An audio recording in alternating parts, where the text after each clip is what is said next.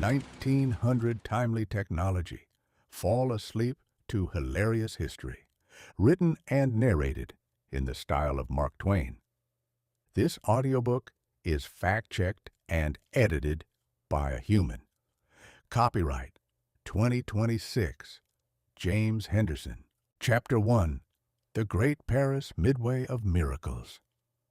The year of our Lord 1900 arrived not with a quiet tick of the clock, but with a terrible clatter of brass, steam, and human vanity. It found the human race standing on the tiptoes of consequence, entirely convinced that it had finally outsmarted Providence with a patent office and a wrench. Nowhere was this grand delusion more aggressively on display than in the city of Paris during the spring of that frantic year. The French had decided to host a massive, sprawling party for the entire human race, though their primary and most sacred motive was to prove that France had recently taken over the management of the universe and intended to run it on a much more artistic, well-catered basis. This grand gathering was called the Exposition Universelle, and it succeeded in bringing together the finest collection of inspired lunatics, visionary mechanics, and professional daydreamers ever assembled under one sky. The French, possessing a natural genius for interior decoration and a spectacular indifference to the laws of economy, had covered several hundred acres of prime real estate along the Seine in a blinding, monstrous coat of white plaster. It was a city of pure make-believe. If you give a Parisian architect enough plaster, a mile of copper wire, and a few thousand electric bulbs, he will cheerfully recreate the Garden of Eden from scratch, and he will ensure that the new version features vastly superior dining options and considerably better wine than the original ever managed. The world flocked to this plaster paradise with an appetite for wonders that bordered on the ferocious. From every corner of the globe, citizens of all descriptions arrived in their finest wool coats and stiffest collars, entirely prepared to be astonished by things they did not understand and could never possibly use. There were grand palaces dedicated entirely to electricity, pavilions overflowing with synthetic silks spun out of trees, and vast halls filled with monstrous iron machines that hissed, thumped, and threatened to tear themselves to pieces for the sheer glory of the Republic. It was a monument to the firm, unshakable 19th century belief that if a thing could be made to move by a piston rather than a human muscle, humanity had somehow crawled an inch closer to the angels. Every nation had brought its favorite mechanical toys to show off. The Americans brought enormous steel teeth that could reap an entire county's wheat field before breakfast. The Germans brought artillery pieces large enough to drop a shell into the middle of the next calendar week. And the hosts themselves provided a dizzying array of cafes, theaters, and fountains that shot colored water into the night air, with a theatricality that made the moon look like a cheap piece of provincial stage property. Yet, amid all this thumping iron, flashing lights, and international chest thumping, the undisputed crown jewel of the entire spectacle, the thing that captured the absolute devotion of the public, was an invention designed for the sole purpose of relieving the modern citizen of the exhausting old-fashioned chore of putting one foot in front of the other. This was the trottoir roulant, or, as the less elegant visitors from the western territories of America called it, the moving sidewalk. It was a massive wooden serpent that wound its way 3 miles around the exposition grounds, clattering along on hidden iron wheels and driven by the invisible, ghostly magic of the electric current. The philosophy behind this mechanical marvel was beautiful in its simplicity, and it was argued with immense solemnity by the serious, long-bearded engineers of the day. They declared that the human race had wasted far too many centuries in the vulgar animal practice of walking.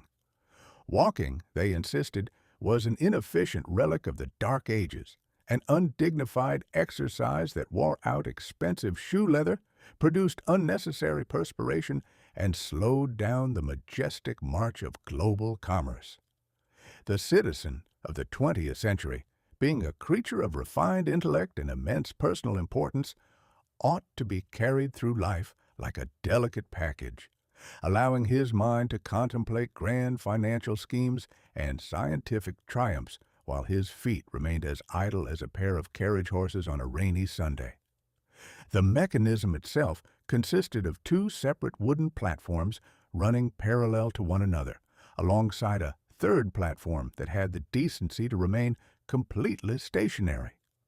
The first moving lane traveled at a respectable, leisurely trot of about 2.5 miles an hour, while the outer lane zipped along at the breathtaking, hair-raising speed of 5 miles an hour. To the casual observer standing safely on the solid earth, the sight of this machine in operation was nothing short of a grand democratic comedy. The trouble, you see, lay not in the riding of the sidewalk, but in the getting on and the getting off. The transition from a state of absolute rest to a state of sudden mechanical propulsion is a delicate business requiring a degree of physical agility that nature rarely bestows upon a gentleman of substantial wealth or a lady dressed in 40 pounds of Victorian petticoats and corset steel. The aristocracy flocked to the moving sidewalk with a determination that was truly heroic. A duke, a count, or a wealthy industrialist from New York, accustomed to having the entire world bow before his titles or his bank account, would approach the platform with a look of supreme, icy dignity. He would adjust his monocle, settle his silk top hat, and step confidently from the stationary wood onto the slow-moving lane. Instantly, the laws of momentum, which have an unfortunate habit of ignoring social rank and financial standing altogether, would take effect. The Duke's feet would depart at once for the next pavilion, while his upper torso remained stubbornly behind, admiring the scenery. The resulting spectacle was a magnificent, unscripted ballet of flying canes, fluttering lace, and startled oaths delivered in 5 different languages. It provided the common people who lined the route with the novel deeply satisfying experience of watching the ruling classes fall flat on their backs while remaining completely stationary in relation to their own boots. Once a man had survived the initial shock of embarkation, however, and had gathered his scattered belongings from the floorboards, he would immediately adopt an air of casual nonchalance. He would stand upon the moving planks, lean heavily upon his umbrella, and look down upon the unfortunate wretches who were still walking on the dirt roads below, with the smug, insufferable satisfaction of a man who has successfully outmaneuvered the ancient curse of Adam. For a few glorious minutes, he was a creature of the future, flying through the exhibition without a single muscular effort. But the triumph was invariably short-lived. The mechanical serpent had a series of sharp turns, and it possessed no brakes for individual passengers. Enterprising street vendors quickly discovered that while the passengers could not stop, they were entirely helpless as they whizzed past.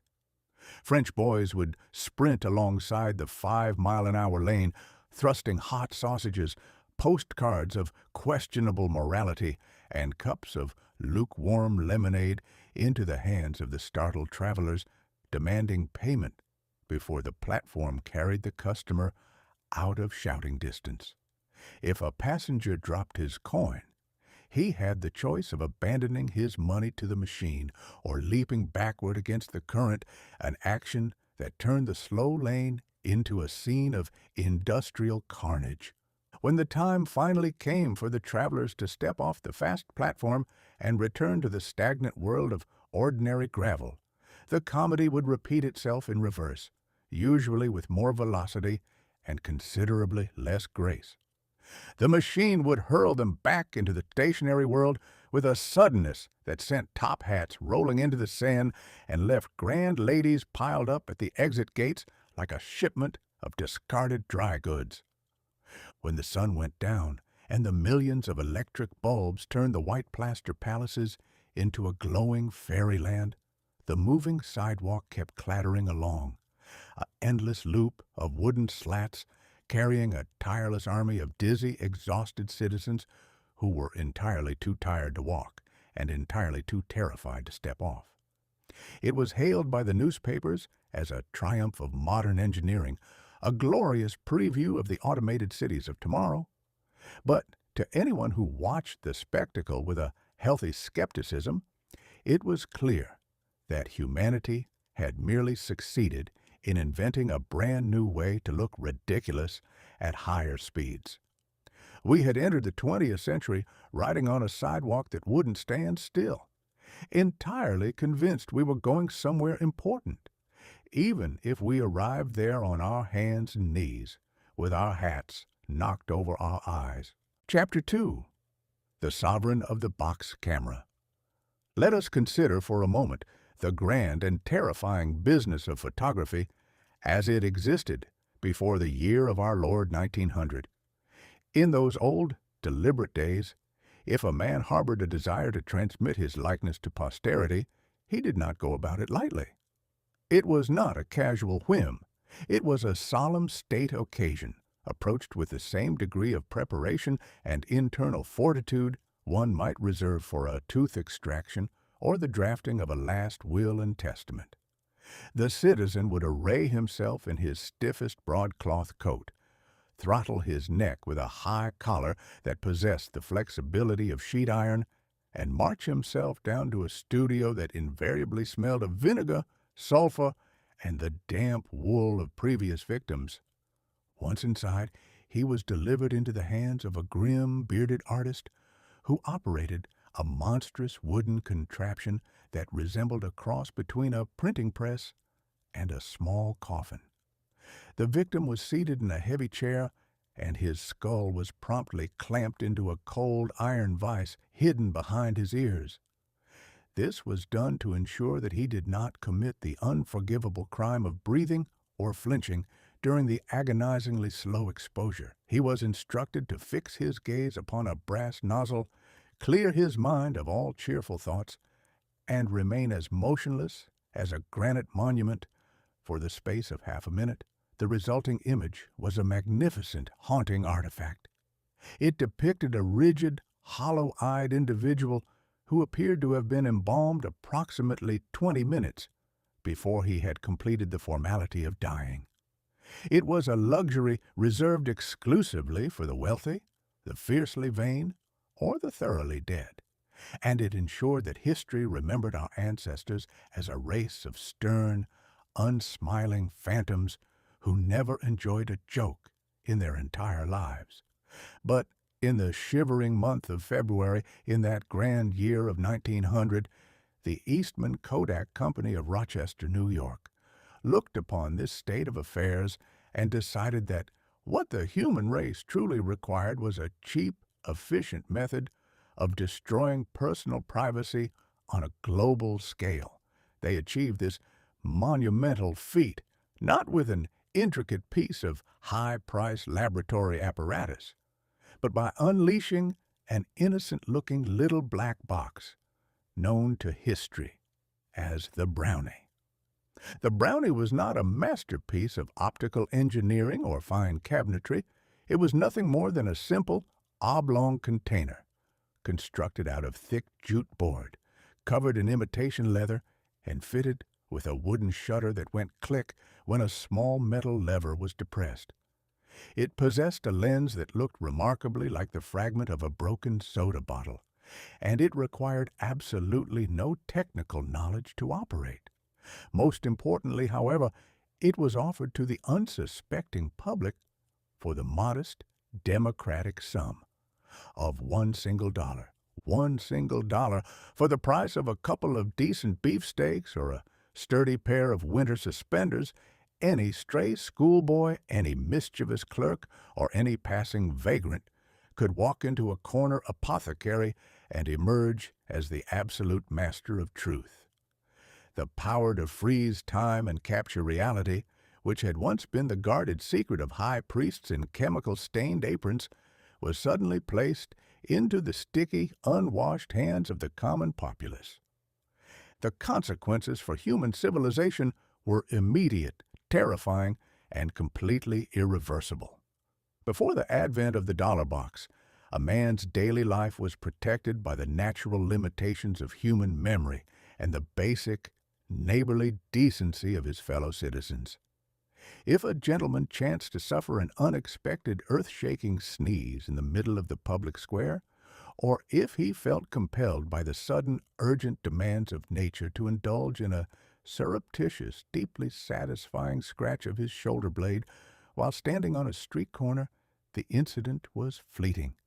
It existed for a brief moment in the eyes of a few onlookers who would promptly forget all about it the moment their own hats blew off in the wind. But the Brownie changed the entire moral constitution of the streets. It gave birth to a new and venomous species of human pestilence, the amateur photographer, or as he was known in the terrified journalism of the day, the camera fiend. Suddenly, no man's dignity was safe. The world became a vast open-air theater of suspicion, infested with legions of idle snapshotters lurking behind lampposts, ducking behind park benches, and peering through the shrubbery with their little cardboard boxes cradled against their stomachs. A citizen could no longer walk down the avenue with his mind fixed on high financial schemes or spiritual matters. He had to keep his eyes darting from side to side, watching for the telltale glint of a $1 lens. Consider the plight of the public figure, a politician delivering a grand soaring oration on the manifest destiny of the Republic could be brought lower than a ditch digger in an instant. Captured at the precise microsecond, a rogue horsefly landed on the tip of his nose, leaving him looking to all posterity like a cross-eyed lunatic. A high society matron, stepping elegantly from her carriage with all the frosty majesty of a European queen, might catch her heel in her petticoat and suffer a brief, undignified wobble. In the old days, her companions would look away out of respect, and the matter would be buried in polite silence. But in 1900, there was bound to be some grinning urchin perched upon a nearby hitching post who would snap his little lever with a malicious click and preserve her awkward, windmilled stumble for the amusement of future generations. The Kodak Company, with that beautiful, unblushing hypocrisy that characterizes all great American enterprises, hailed this as the democratization of portraiture. And indeed, it was a grand leveling of the human race. It did not achieve equality by elevating the common man to the heights of artistic majesty, but rather by ensuring that everyone from the President of the United States to the local chimney sweep looked equally ridiculous in black and white. The old painted portraits of the previous century had been magnificent, comforting lies. A skilled painter possessed a Christian conscience. He would gently smooth out the smallpox scars, straighten a crooked nose, add a bit of luxurious hair to a balding dome, and give every small-town tax collector the noble, commanding brow of a Roman emperor. The painted portrait was an investment in a family's respectability. The box camera, however, possessed no poetry, no morals, and absolutely no manners. It was a cold, mechanical snitch. It caught the squint, the double chin, the awkward posture, the ill-fitting trousers, and that exact expression of startled fish-like idiocy that overcomes a human being when he realizes he has been trapped by a shutter. Furthermore, the Brownie removed the final barrier to the spread of this photographic anarchy by introducing the concept of the film roll. For 15 cents, the amateur could purchase a strip of paperback celluloid that held 6 separate exposures, 6 opportunities to commit social sabotage without ever having to step into a dark room. The true genius of George Eastman lay in his understanding of human laziness. He told the public, "You press the button, we do the rest."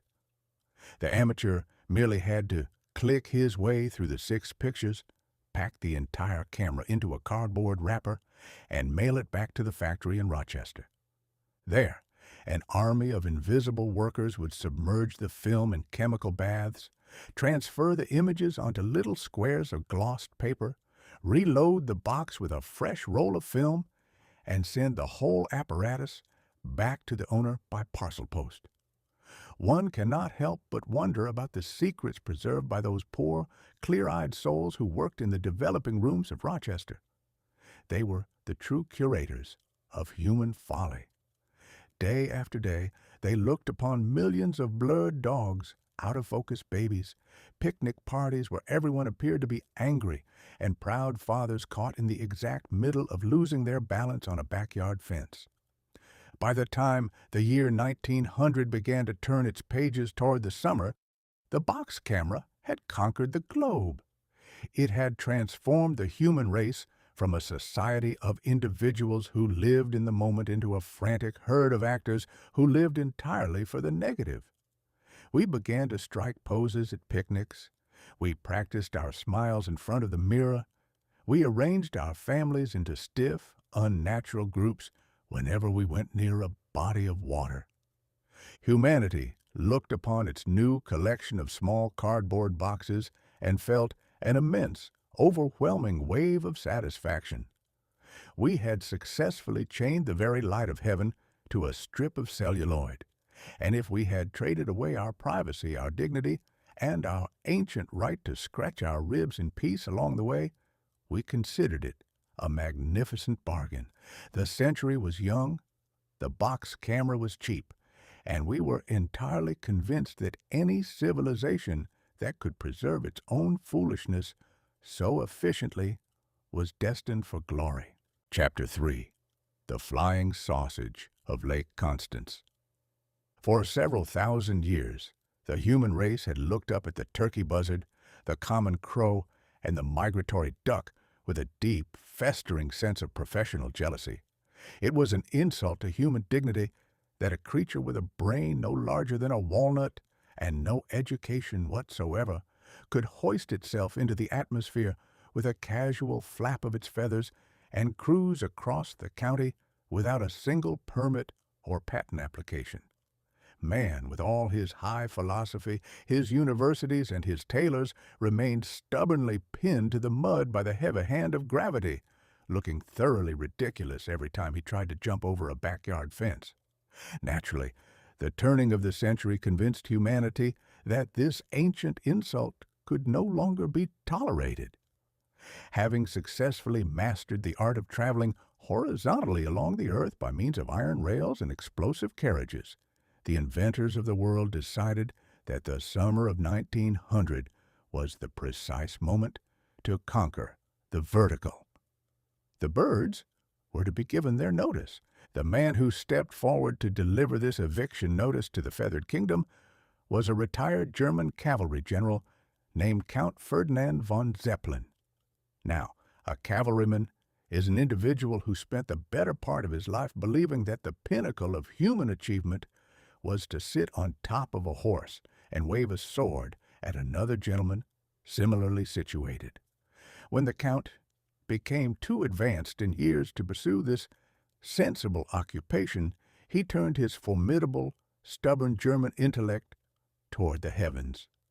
He came to the conclusion that if the good Lord had not intended for man to fly, he would not have invented the German military engineer.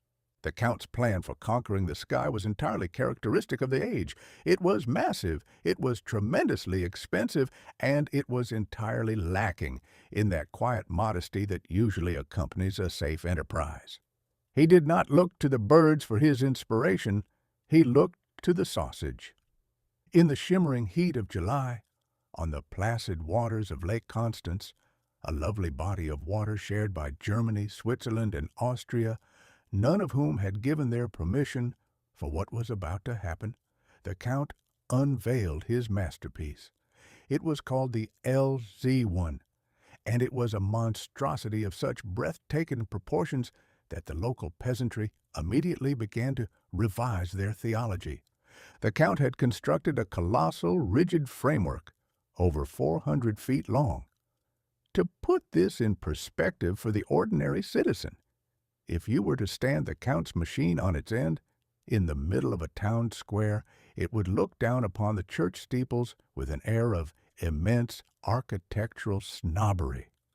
The skeleton of this giant was made out of a marvelous new substance called aluminum, a temperamental metal that was light enough to be carried off by a brisk wind, yet possessed just enough stubbornness to hold its shape if nobody sneezed too loudly near it.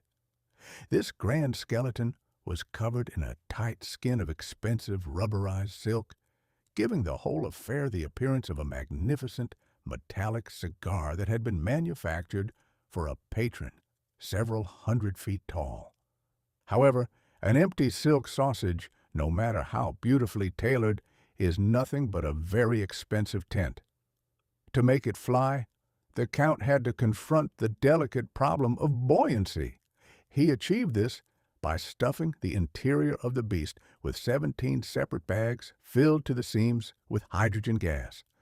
Now, hydrogen is a wonderful and highly entertaining element.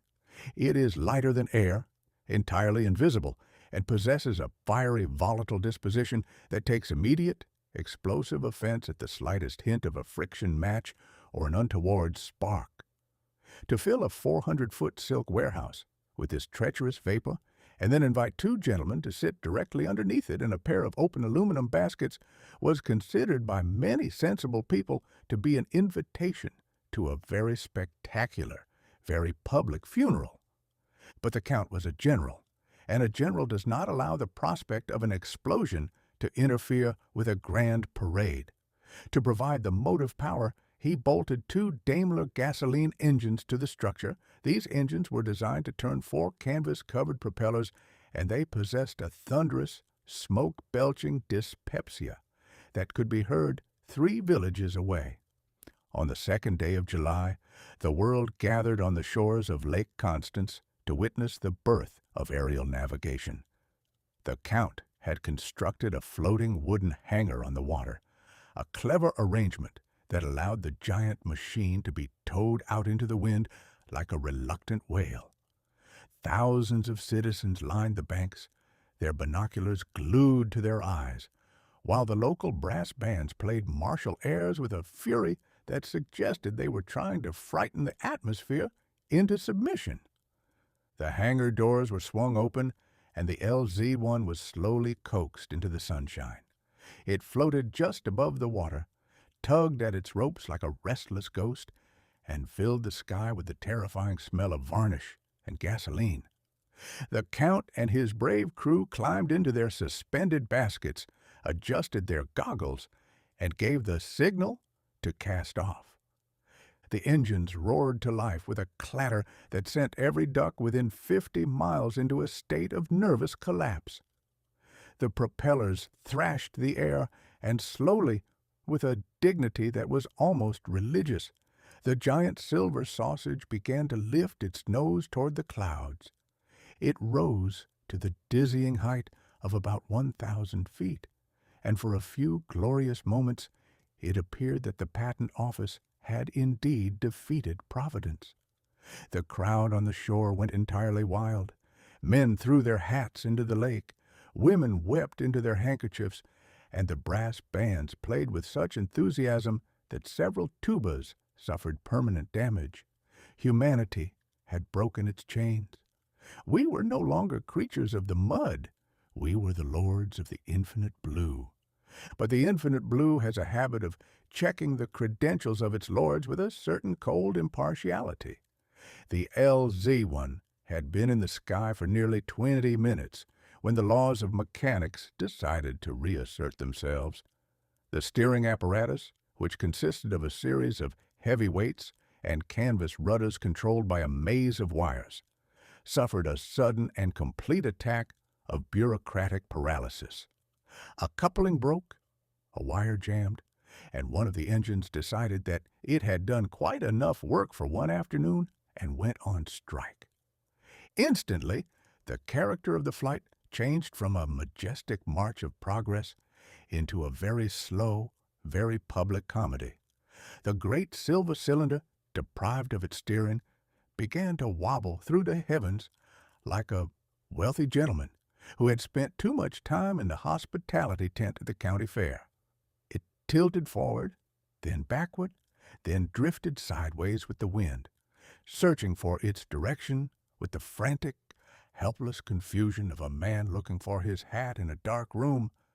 The Count wrestled with the controls, the crew shouted conflicting instructions into the roar of the remaining engine, and the local birds flew circles around the monstrosity, regarding it as a very large, very loud, and thoroughly incompetent neighbor who had entered their neighborhood without any clear idea of how to steer around the furniture.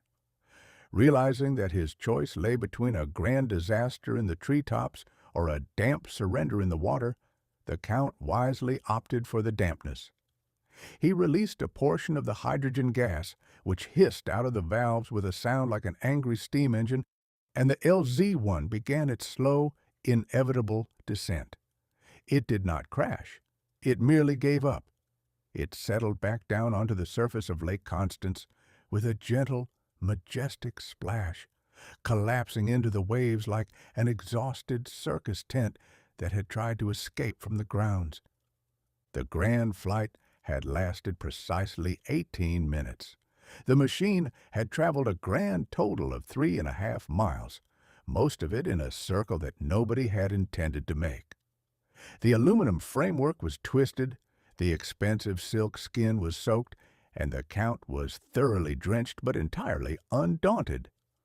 The next morning, the newspapers of Berlin and Paris went into a delirium of printer's ink. They declared that the century had been consecrated by a triumph of human genius.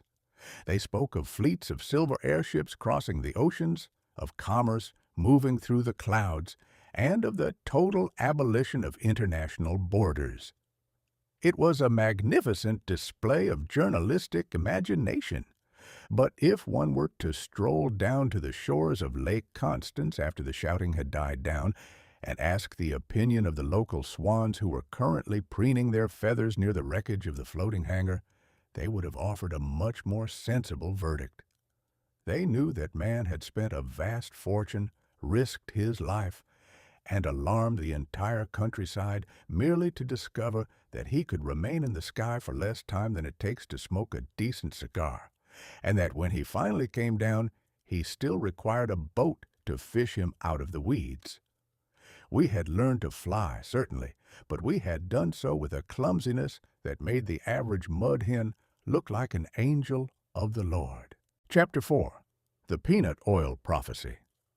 For more than half a century, the human race had lived under the firm, unshakable impression that the only respectable way to achieve true industrial greatness was to turn the atmosphere into a permanent artificial midnight. Coal was the undisputed monarch of the age, and the high priests of progress were the coal barons, gentlemen of immense wealth and remarkably dark waistcoats who resided in splendid mansions completely free of smoke, while requiring the rest of the civilized world to live in a perpetual state of soot-stained ventilation. To make a machine move, one had to dig a monstrous hole in the bowels of the earth, drag up thousands of tons of black rock, and employ an army of sweat-drenched stokers to shovel that rock into a roaring furnace until the entire neighborhood smelled like the blacksmith shop of the underworld. It was a noisy, filthy, and thoroughly troublesome business, but humanity accepted it with a cheerful resignation, entirely convinced that true mechanical power was inseparable from absolute grime. But during that same frantic summer of 1900, down in the grand gallery of chemical triumphs at the Paris Exposition, a serious, square-jawed German engineer named Herr Rudolf Diesel stepped forward to suggest that the universe might well be run on a much more elegant, appetizing basis. Herr Diesel was a man of high mathematics and heavy iron, but he was also possessed by a strange, poetic notion that an industrial engine ought not to require a miniature volcano and a crew of exhausted human beings to operate it. He had spent years constructing a machine that did away with the traditional boiler, the smokestack, and even that most temperamental and untrustworthy of modern inventions, the electric spark plug. His creation was a marvel of sheer, unadulterated claustrophobia inflicted upon the atmosphere. The diesel engine operated upon a principle that was beautiful in its severity. It drew ordinary, innocent air into a heavy iron cylinder and then compressed that air with a piston until it was squeezed into a space no larger than a thimble. Under this brutal, merciless pressure, the air grew so thoroughly infuriated and desperately hot that the moment a single drop of fuel was injected into the chamber, the vapor took immediate fire, driving the piston back down with the force of a thunderbolt. It was a magnificent, self-sustaining loop of mechanical violence, requiring neither a match nor a wire to keep it going. However, the true sensation of Herr Diesel's exhibition lay not in the intricate plumbing of his cylinders, but in the extraordinary liquid he chose to feed his mechanical beast. When the International Committee of Judges gathered around his display, their notebooks in hand and their faces fixed in that look of frosty skepticism that all experts adopt when confronted with a new idea, they did not see a coal bin or a tank of highly volatile explosive petroleum. Instead, they beheld a large glass jug filled with a clear golden fluid that possessed a remarkably familiar and distinctly pleasant aroma. It was the oil extracted from the humble, democratic peanut. Now, up to that precise moment in human history, the peanut had never been regarded as an aristocratic or a political force. It was a modest legume, a subterranean vegetable that spent its life quietly minding its own business in the sandy soil of the American South or the colonial patches of West Africa. Its highest social ambition was to be roasted in a copper pan, sold for a nickel a bag at a baseball game, and consumed by small boys or circus elephants. It was an article of commerce dedicated exclusively to leisure, lightheartedness, and the occasional sticky encounter with a jar of preserves. To suggest that this circus-ground snack could be used to turn the heavy wheels of global industry was considered by many serious persons to be an insult to the entire profession of mechanical engineering. Yet, before the astonished eyes of the Parisian crowds, Herr Diesel poured the golden nectar of the Georgia garden patch directly into the fuel lines of his monstrous iron engine. A mechanic turned a heavy iron flywheel to start the compression, and suddenly the machine came to life. It did not roar, it did not cough, it did not emit a cloud of oily, sulphurous vapor that made the bystanders weep for their lungs. Instead, the great iron piston began to move up and down with a rhythmic, contented stroke, purring like a well-fed cat that had found a comfortable spot near the kitchen hearth. The only exhaust it produced was a gentle, transparent breath of warm air that carried into the grand pavilion the unmistakable, mouth-watering fragrance of a Sunday afternoon bakery. For the first time since the invention of the wheel, a man could stand directly behind a high-powered industrial engine and emerge from the experience smelling not like a railway tunnel, but like a thoroughly respectable confectioner. The effect upon the imagination of the public was instantaneous and dizzying. The journalists immediately set to work, manufacturing what can only be described as the peanut oil prophecy. They looked upon Herr Diesel's purring machine and declared that the entire geopolitical map of the world was about to be turned upside down by a vegetable. The future, they wrote, no longer belonged to the grim, foggy regions where coal was mined or where petroleum was dredged from the mud. The new masters of the earth would be the farmers, the gardeners, and the cultivators of the soil. A nation's wealth would be measured not by the depth of its dark pits, but by the sunshine that fell upon its fields. The coal barons would be forced to abandon their monopolies and go to work in the orchards. The great fleets of the world would sail across the Atlantic, driven by the squeezed essence of the bean.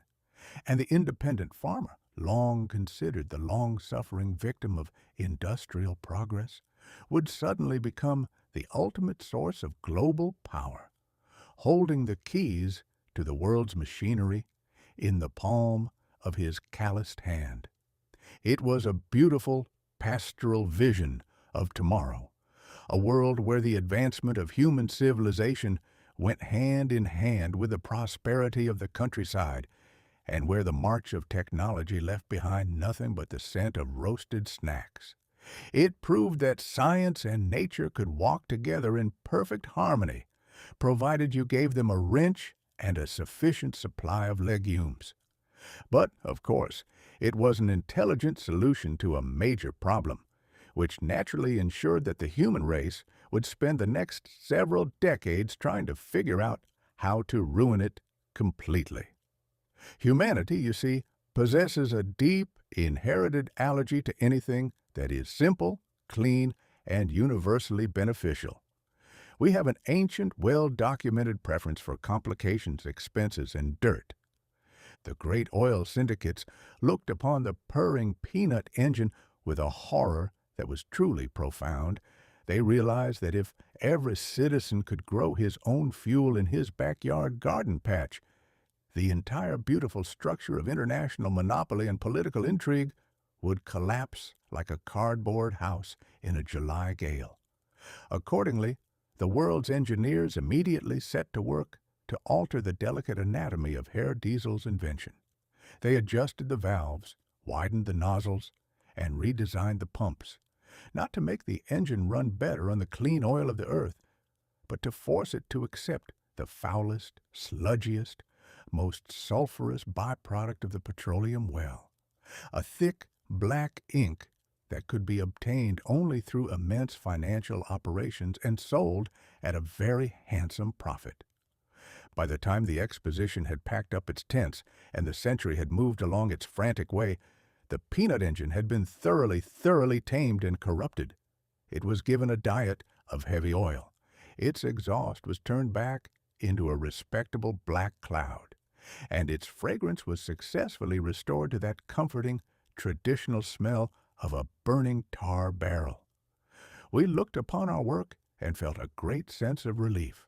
We had successfully saved the world from the danger of an inexpensive, pleasant future, and had ensured that the 20th century would remain just as dirty, expensive, and thoroughly unmanageable as the one we had just left behind.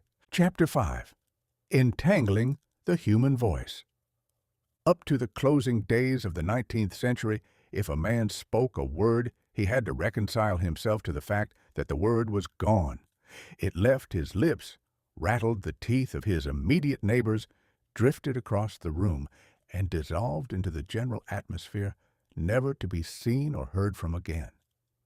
This was a wise and merciful arrangement of Providence, designed to protect the human race from the permanent consequences of its own conversational enthusiasm. It ensured that a man's foolish promises, his bad poetry, and his midnight political arguments were buried in the quiet graveyard of the air before the sun rose the next morning. To be sure, Mr. Edison had already stepped forward with a machine that could capture these fleeing sounds, but he did so by a method that was distinctly brutal and lacking in Christian charity. His phonograph required a man to shout with the lung capacity of a blacksmith into a large tin funnel, while a sharp sapphire needle dug a frantic microscopic ditch into the side of a spinning cylinder of brown wax. The resulting record was a fragile, temperamental thing. If you played it 3 times, the needle wore the words away until your grandfather's favorite hymn sounded like an angry ghost trying to find his slippers in a gravel pit.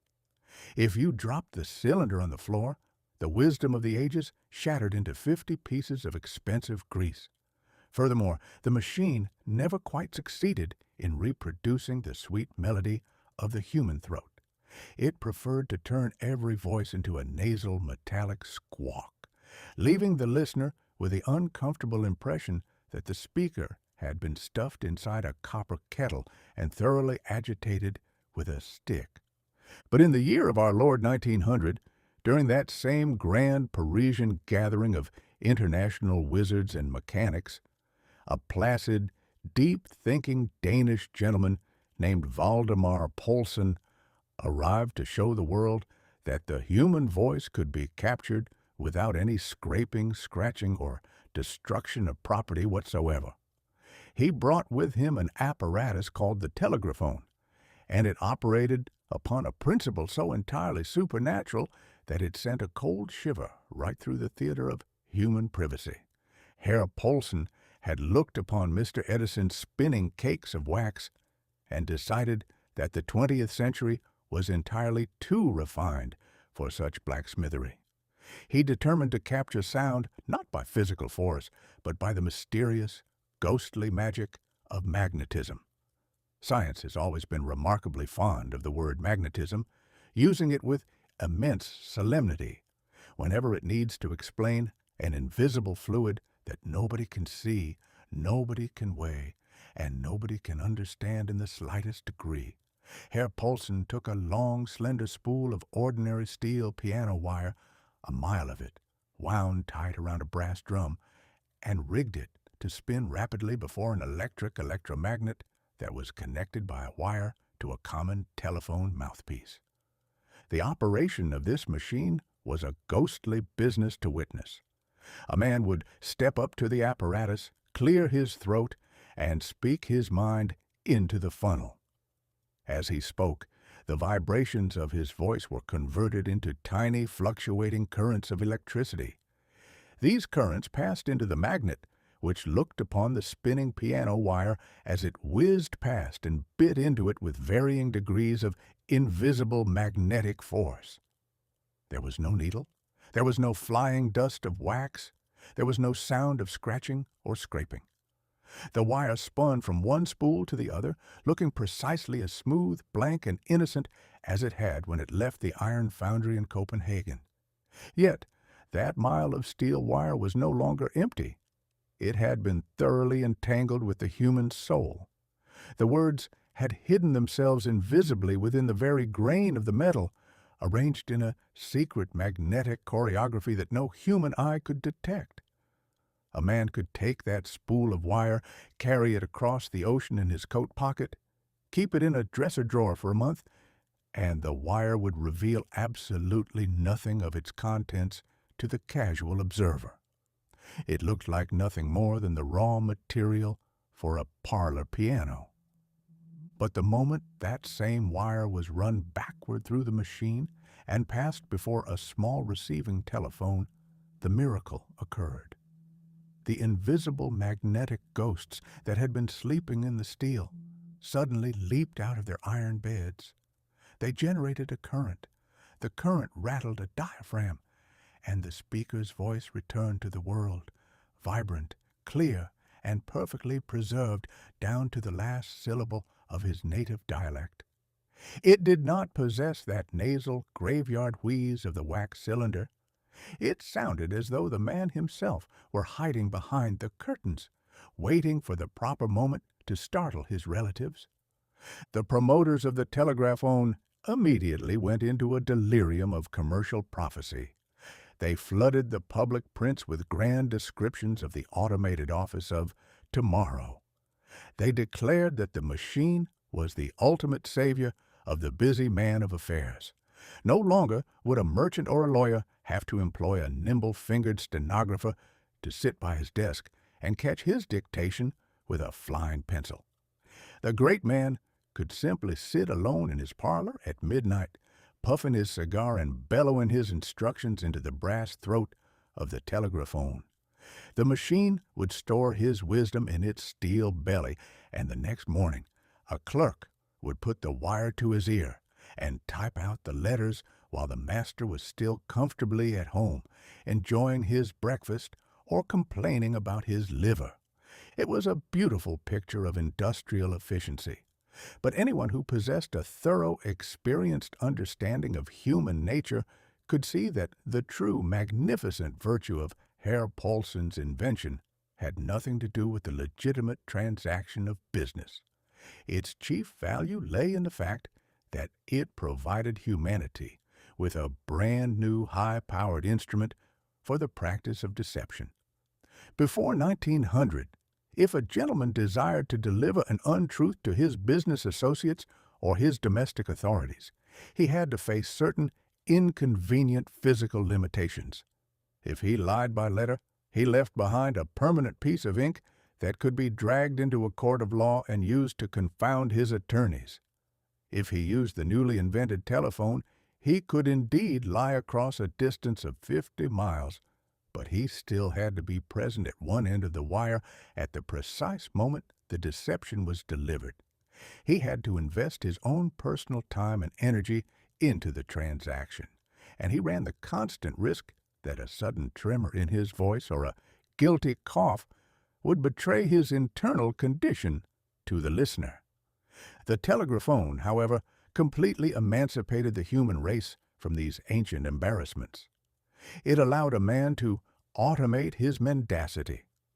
A merchant could record a series of highly plausible excuses, package them neatly upon a spool of piano wire, and leave the machine on his desk to deliver the falsehoods to his creditors while he himself was 3 miles away at the racetrack or taking his afternoon nap in the back room of a respectable saloon. It allowed a man to lie in absentia with a degree of cold mechanical regularity that no living human being could ever hope to match. The machine was hailed as a grand step forward in the march of civilization, and the public looked upon the spinning spools of wire with that deep, reverent awe that we always reserve for any mechanism that promises to make our lives more complicated and our consciences more comfortable. We had successfully learned how to make iron remember our words, and we were entirely too delighted with the cleverness of the trick to stop and consider whether the words we were entrusting to the steel were worth the expense of the wire. We had entered the new century with our voices permanently entangled in hardware, entirely convinced that if we could preserve our conversations for 100 years, we would eventually think of something sensible to say. Chapter 6. The Mirage of the Distance-Seer. It has long been a favorite pastime of our species to construct magnificent, high-sounding names for things that do not yet exist, under the comforting impression that if we provide a house with a sufficiently grand front door, the tenant will eventually feel obligated to move in.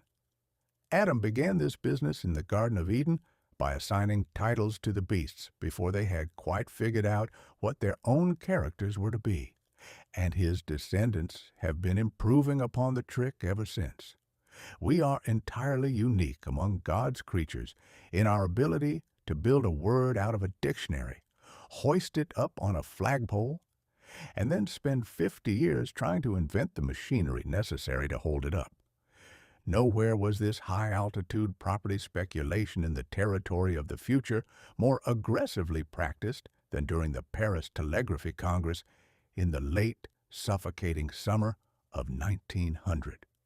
The city was still thoroughly drunk on the plaster and electric wonders of its great exposition, and the high priests of science had gathered in dark, velvet-curtained halls to debate what they intended to do to the unoffending atmosphere next. It was an assembly of individuals possessing remarkably high foreheads, immensely solemn waistcoats, and a collective indifference to the virtues of fresh air that bordered on the medical. For days, these savants had sat in the gloom, delivering dry, gravelly papers upon the behavior of the electric current, the stubbornness of copper cables, and the magnificent prospects of the wireless telegraph, using a vocabulary so heavily weighted with technical jargon that an ordinary citizen entering the room would have been choked to death by the syllables before he could find his seat. But on a particularly drowsy afternoon, a Russian military academy professor by the name of Konstantin Persky stepped up to the lecture podium, cleared his throat through a mustache that appeared to have been designed to strain cabbage out of soup, and uttered a word that sent a cold, prophetic shiver right through the theater of human privacy. That word was television. The thing itself, you must understand, did not exist in any form that could be recognized by a sane man. There was no glowing cabinet, no flickering glass tube, and no method by which a gentleman could sit in his parlor and observe his neighbor's breakfast arrangements from across the county. There were merely a few scattering experiments involving spinning metal discs, selenium cells, and erratic electric wires, clumsy, temperamental contraptions that could, on a very good day, and with the assistance of 3 assistants and a prayer, transmit a blurry, unrecognizable smudge across the space of a small laboratory table. It was an infant science that could barely crawl, yet Herr Persky had seen fit to dress it in a grand imperial title that suggested it was already prepared to conquer the world. The word itself was a magnificent linguistic monstrosity, a bastard child born of a sudden illegal marriage between the ancient Greek language and the respectable Latin tongue. The first half, tele, belonged to the old world of Homer, and meant nothing more than far off. The second half, visio, belonged to the world of the Roman tax collectors and referred to the act of sight. It was a linguistic mule, possessing neither pride of ancestry nor any reasonable hope of posterity, but it was exactly the sort of grand scientific syllable that the year 1900 adored. It sounded as though humanity had successfully taken a pair of forceps to the laws of space and altered them to suit our convenience.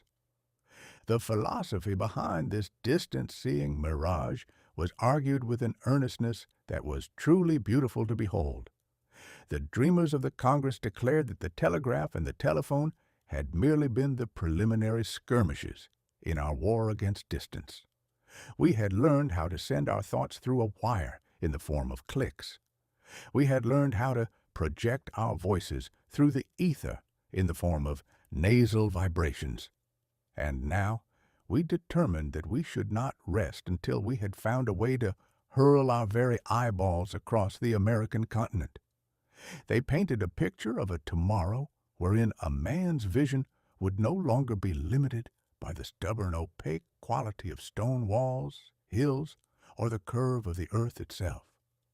The entire world was to be converted into a transparent ballroom, and every citizen was to be provided with an electronic keyhole through which he might peer whenever he felt his own company becoming unendurable. It was a brilliant prophetic vision, and the public looked upon the reports in the morning prints with that deep, reverent awe that we always reserve for any discovery that promises to make the world smaller and more crowded.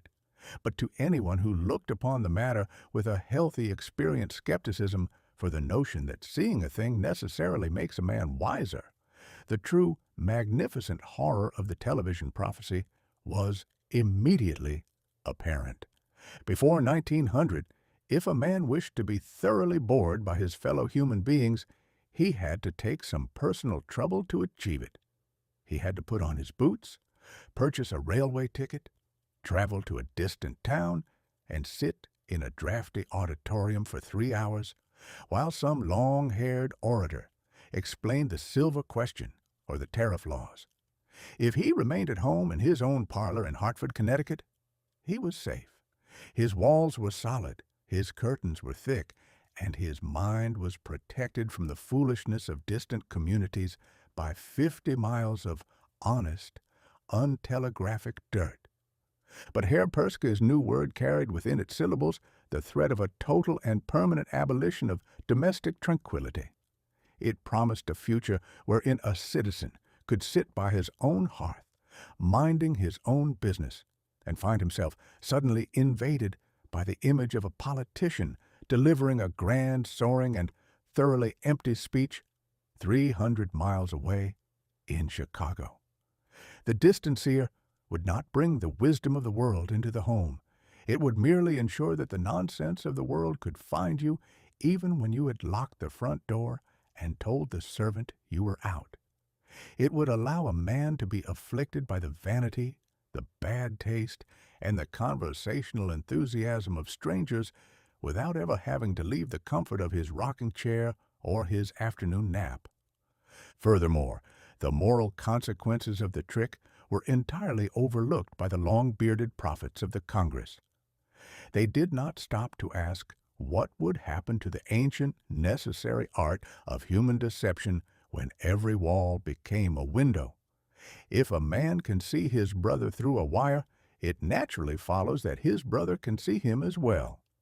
A clerk wishing to stay away from his office on a Monday morning on the highly plausible ground of a sudden shattering attack of the liver would no longer be able to deliver his excuse with a straight face. His employer would merely have to turn a brass knob on his desk and observe the invalid in the exact middle of an energetic game of billiards at the local saloon.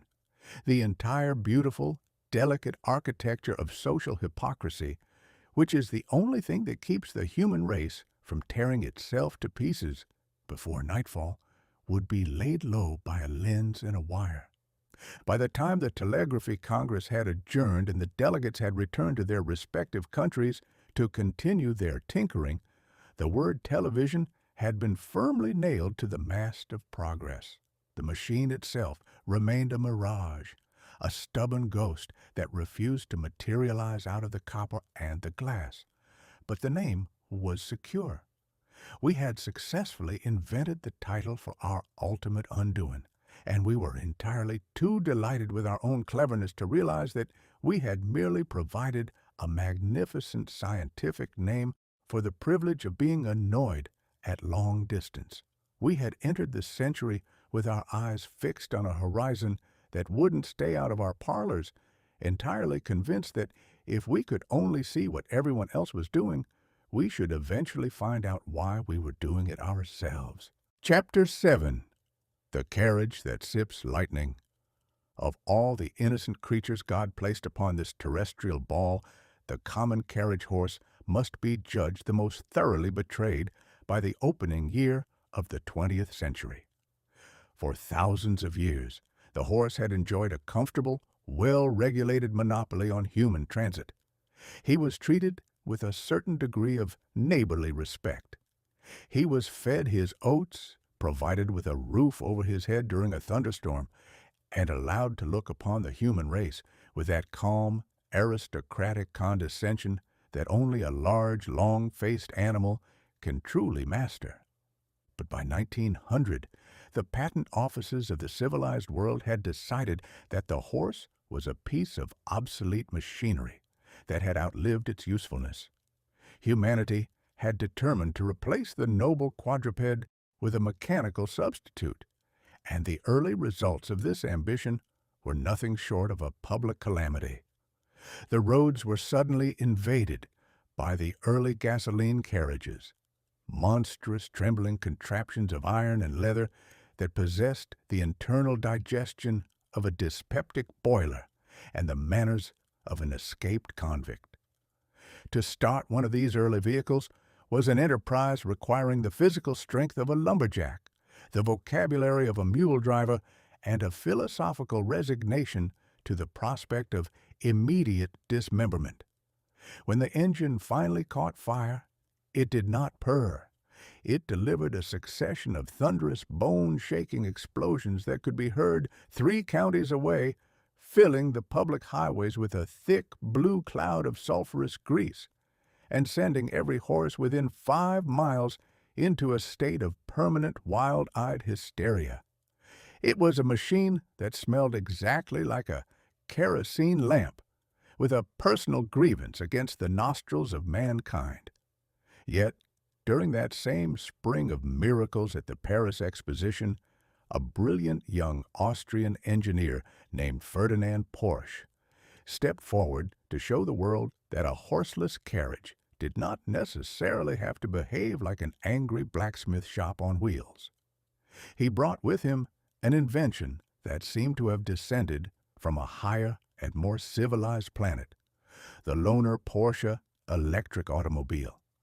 Young Herr Porsche had looked upon the smoke-belching, chain-clattering gasoline monsters of his contemporaries and had rejected them with the quiet disdain of a true artist. He determined to build a vehicle that moved not by the violent explosion of dead dinosaurs, but by the quiet, invisible agency of the electric fluid. Science, as we have previously observed, is immensely fond of electricity because it allows us to accomplish the most extraordinary miracles without ever having to explain how the trick is turned. The anatomy of Herr Porsche's carriage was a masterpiece of mechanical omission. He looked upon the traditional automobile with its heavy cast-iron engine, its maze of greasy gears, its temperamental clutches, and its long, oily chains that had a habit of snapping in the middle of a hill and leaving the passengers at the mercy of gravity. And he simply threw them all into the scrap heap. In place of this heavy junk, he performed a stroke of genius that made the serious, long-bearded engineers of Paris scratch their heads until their wigs shifted. He placed the electric motors directly inside the hubs of the front wheels themselves. It was a beautiful, uncanny arrangement. There were no gears to grind, no shafts to twist, and no chains to rattle. The lightning was invited into the wheels, where it lived quietly in small circular cages of copper wire and steel plates. When the driver pressed a small lever on the steering column, the current flowed straight from a bank of lead batteries into the hubs, and the wheels simply decided to turn. The carriage did not lung backward or cough up a cloud of ink. It merely woke up and departed. To witness this machine in motion along the grand avenues of the Paris Exposition was an experience that bordered on the supernatural. Amid the general uproar of the fair, the thumping of the steam shovels, the shrieking of the locomotives, and the frantic clatter of the gasoline buggies, the loner Porsche electric carriage moved with a quiet, eerie dignity that was almost religious. It glided over the gravel like a ghost that had been raised in a thoroughly respectable household. The only sound it emitted was a soft, musical hum, a gentle, metallic whisper that sounded like a contented swarm of mechanical bees traveling to market.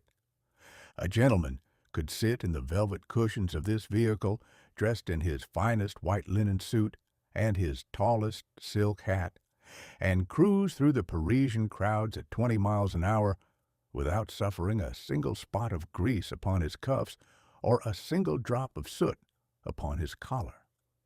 He could converse with his companion in the polite conversational tones of a drawing room rather than having to bellow his thoughts through a tin megaphone over the roar of a roaring exhaust pipe. It was a clean, elegant, and perfectly intelligent solution to the problem of human transit. It proved that man could move across the face of the earth at high speeds without having to declare war on the peace of the neighborhood or the cleanliness of the atmosphere, naturally, because it was a clean, quiet, and perfectly intelligent solution. The world looked upon it for 5 minutes, pronounced it a beautiful miracle, and then immediately ignored it in favor of the dirtiest, noisiest, and most troublesome vehicles it could possibly find. The reasons for this magnificent rejection are rooted deep in the mysterious, crooked psychology of the human race. Humanity, you see, has a deep-seated, inherited allergy to quiet efficiency. We do not truly believe we are going anywhere important unless we are making a terrible racket along the way. If a man spends a small fortune on a horseless carriage, he does not wish to glide through the town like an invisible phantom. He wants the entire population of the township to climb up onto their fences and look at him. He wants the noise. He wants the smoke. He wants the grand theatrical spectacle of an explosion occurring every 2 inches beneath his coat-tails. A silent carriage offers absolutely no opportunity for social ostentation. It allows a man to arrive at the theater without anyone noticing that he has arrived at all, an embarrassment that no wealthy citizen of 1900 was prepared to tolerate for an instant. Furthermore, the electric vehicle suffered from a severe and tragic limitation that ran counter to the frantic, boundless ambition of the new century. It possessed a conscience. It could only travel as far as its batteries could hold the lightning. After 30 or 40 miles of quiet cruising, the current would begin to grow weary. The musical hum of the wheels would sink into a melancholy groan, and the carriage would gently settle to a halt by the side of the road, requiring the passengers to spend the next 8 hours waiting for a local generator to pump a fresh supply of lightning into its veins. The gasoline carriage, on the other hand, possessed no such moral boundaries. It was a vulgar, unprincipled tramp, but it could be fed from a tin can at any country grocery store in the Republic. It could keep exploding its way across the continent as long as there was oil to be bought and roads to be ruined. And so the beautiful electric carriage that sipped its lightning from a wire was quietly ushered out of the theater of commerce, packed away into the museums, and forgotten for a generation. We turned our backs upon the quiet hum of the copper coils and threw ourselves with a savage enthusiasm into the arms of the gasoline engine. We chose the grease, the smoke, the broken cranks, and the thunderous dyspepsia of the oil-burning buggy, entirely convinced that if a machine made enough noise, it must eventually carry us somewhere worth going. We entered the century in a cloud of blue smoke that made the angels weep, entirely delighted with the knowledge that while we had rejected the clean road of the future, we had at least succeeded in making ourselves thoroughly impossible to ignore. Chapter 8. The Great Partition of the Veins. For several hundred years, the medical profession was a calling characterized by an immense amount of personal dignity and a truly spectacular lack of reliable information. A doctor of the old school was a magnificent creature to behold. He possessed a gold-headed cane, a solemn expression that could freeze a well in midsummer, and a vocabulary of Latin syllables that could satisfy a college of bishops. If you were unfortunate enough to fall ill in his neighborhood, he would arrive at your bedside with great ceremony, look at your tongue, shake his head with the gravity of an emperor signing a death warrant, and then proceed to drain 3 pints of your blood into a pewter basin on the ground that you were suffering from a surplus of vitality. If you survived the treatment, it was hailed as a triumph of his science. If you died, it was chalked up to a mysterious dispensation of Providence, and the funeral was conducted with the highest degree of respectability. When this practice of bloodletting finally began to fall out of fashion because the patients were running out of fluids before the doctors could determine what was the matter with them, the medical world hit upon a reverse strategy that was even more entertaining. They decided that if taking blood out of a sick man did not cure him, pumping someone else's blood in surely would. This was the birth of the blood transfusion, and for a couple of centuries, it was conducted with a light-hearted, experimental enthusiasm that would have done credit to a child mixing house paints on a rainy afternoon. The early pioneers of this art did not care in the least whose blood they borrowed. They would wire up a robust, red-faced milkmaid to a fading poet, pump the crimson fluid from the girl into the gentleman, and then sit back to see if the poet started writing verses about cows. If human volunteers were scarce, they would cheerfully drag a neighboring sheep or a respectable calf into the parlor and borrow a pint or two from the beast, entirely convinced that all blood was merely a generic red soup intended by nature to fill up any empty spaces in the human anatomy. The results of these experiments were unpredictable, spectacular, and almost invariably fatal. Half the time, the patient would look up, declare he felt remarkably refreshed, and then promptly dropped dead before he could settle the doctor's bill. The other half of the time, he would survive by some miracle of his own constitution, leaving the medical journals to declare that calf's blood was the sovereign remedy for all human ailments. It was a game of pure, unadulterated Russian roulette, played with a silver syringe and a length of unsterilized rubber tubing.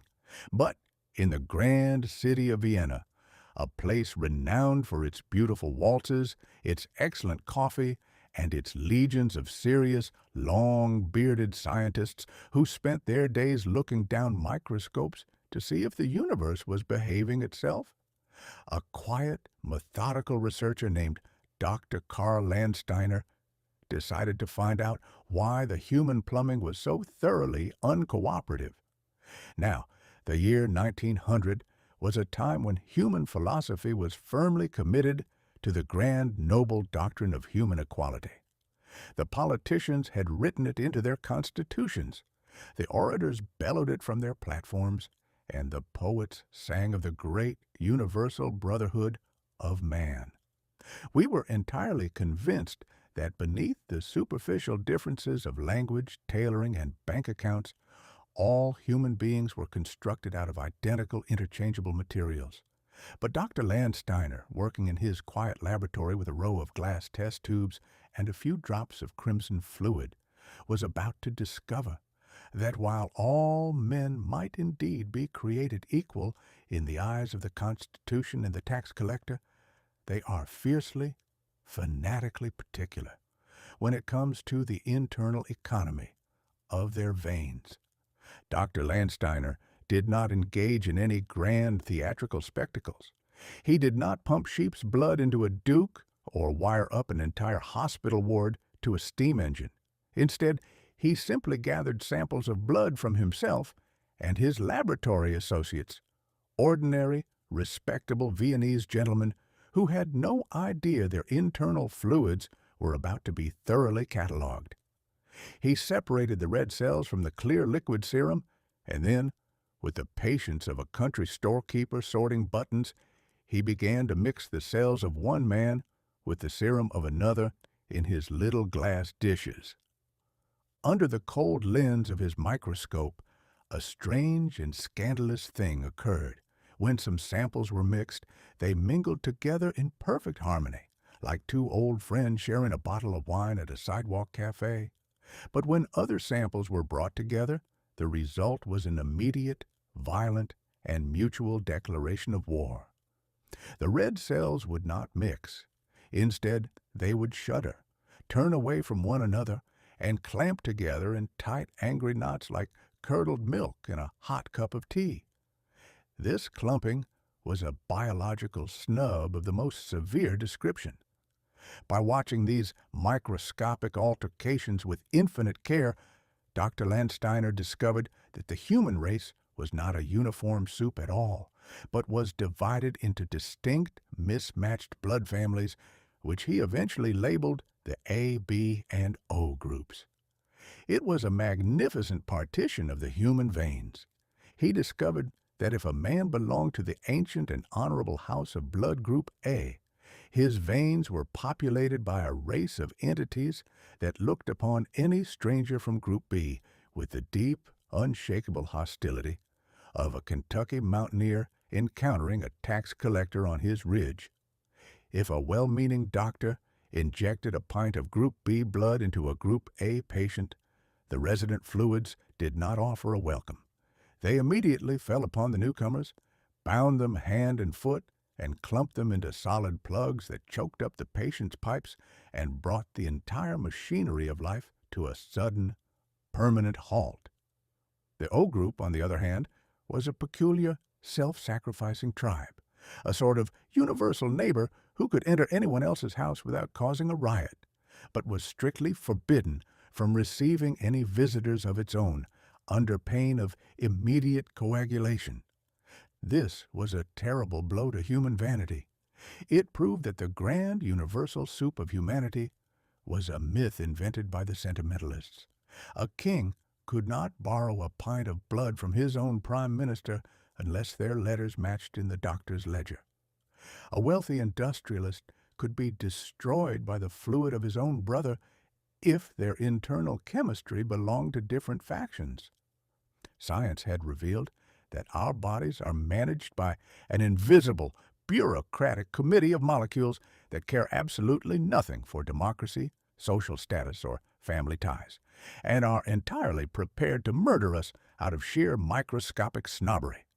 Overnight, the grand, terrifying romance of the blood transfusion was utterly ruined.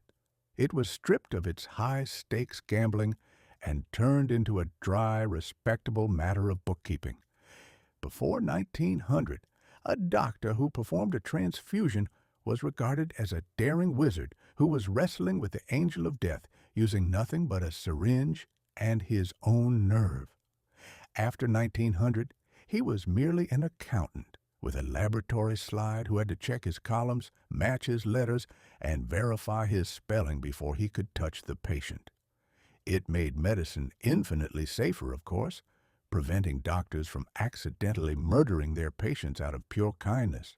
But it also proved that while all men may be created equal in the grand rhetoric of the public square, they remain fiercely, stubbornly particular in the plumbing. We had successfully sorted out the secret geography of our own veins, and we added the blood groups to our growing collection of 20th century triumphs, entirely convinced that if we could only keep our pipes from clogging, we should eventually find some intelligent use for the life that was flowing through them. Chapter 9. The Illumination That Needs No Lamp.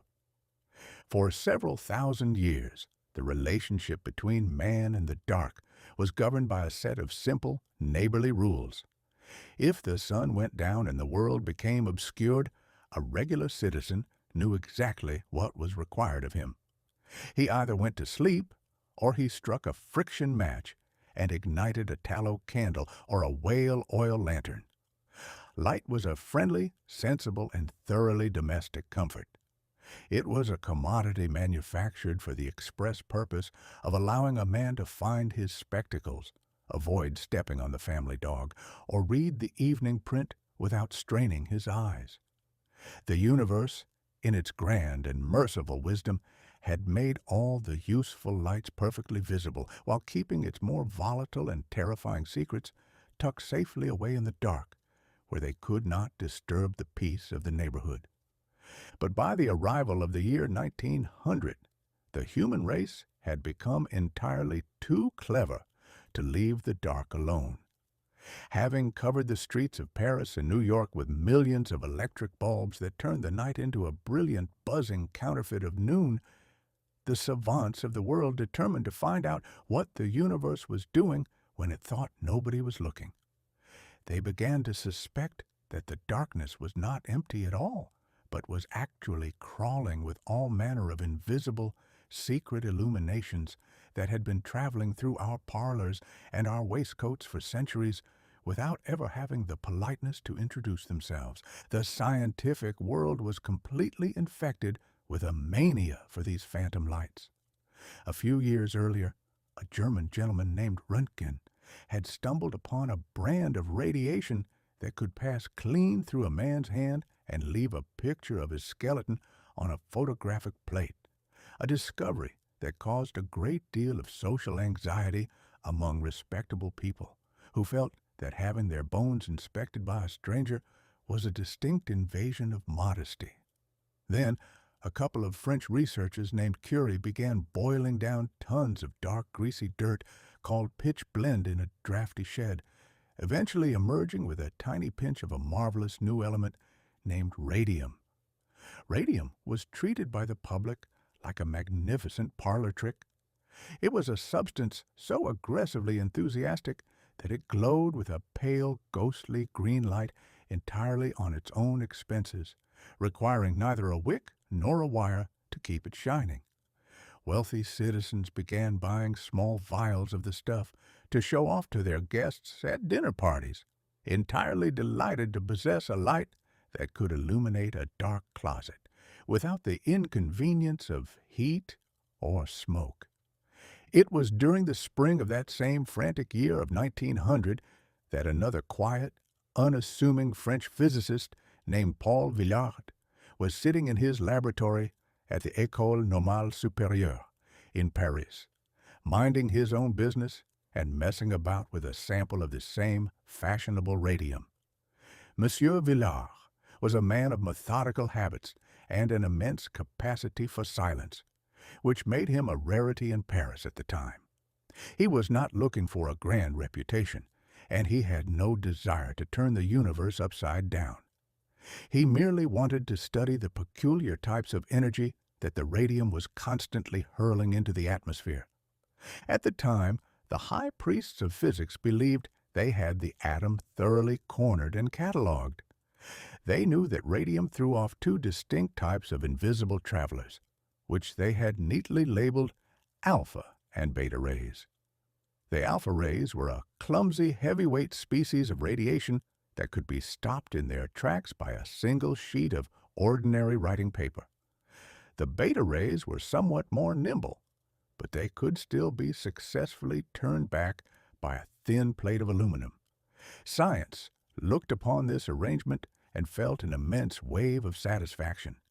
It was a tidy, respectable state of affairs that appealed to the bureaucratic mind of the Academy, but Monsieur Villard was about to discover that the atom possessed a third child, a wild, unprincipled, and thoroughly unstoppable entity that completely ignored the rules of the Academy. While examining the emissions from his radium sample, Villard decided to test their strength by placing a barrier in their path. He did not use a sheet of paper or a thin slice of aluminum. Instead, he selected a thick, heavy sheet of solid lead. Now, lead is the most stubborn, uncooperative, and dense material known to the plumbing trade. It is a metal that prides itself on its total lack of imagination and its absolute resistance to any form of movement or penetration. If you wrap a thing in lead, you expect it to stay wrapped until the day of judgment. Villard set up his photographic plates behind this formidable lead fortress, turned on his radium sample, and waited to see what would happen.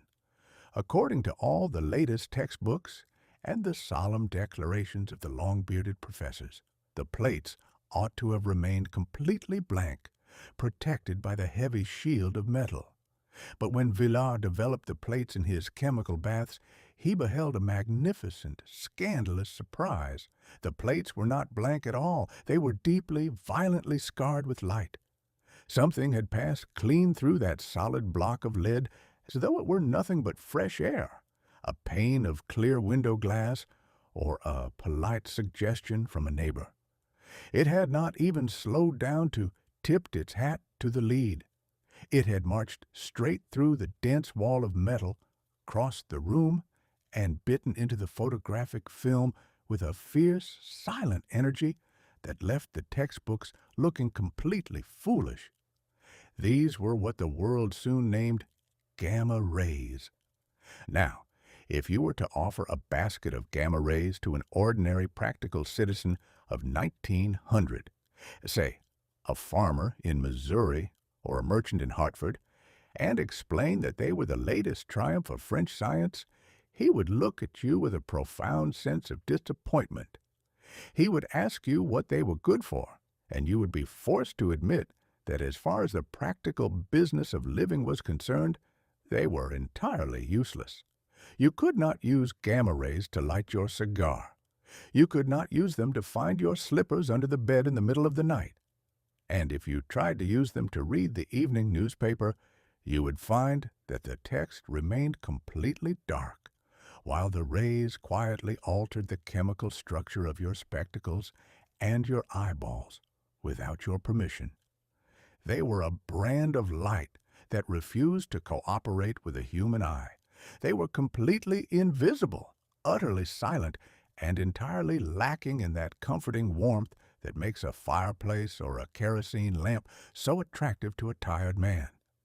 Yet they possessed a quiet, terrifying energy that could pass through brick walls, iron safes, and human waistcoats, leaving absolutely no trace of their passage except for a subtle, invisible rearrangement of the very atoms that held those objects together.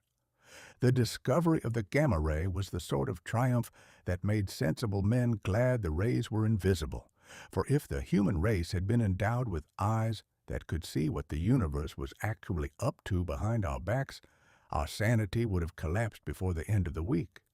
Imagine the horror of a citizen trying to enjoy his afternoon nap in a comfortable parlor, only to look up and perceive that his room was being constantly bombarded by an endless silent artillery of cosmic rays, invisible beams of immense power shooting through his roof, passing through his skull, traveling through his sofa, and plunging deep into the earth below without ever making a sound or asking for a permit. It would make the most peaceful home look like a battlefield during a heavy bombardment. But the year 1900 was not an age that allowed itself to be frightened by its own discoveries.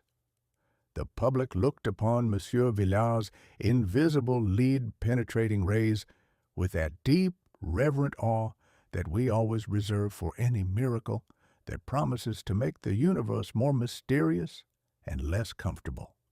The newspapers hailed the gamma ray as another glorious step in the march of progress, entirely convinced that any civilization that could discover a light that couldn't be seen was destined for ultimate perfection.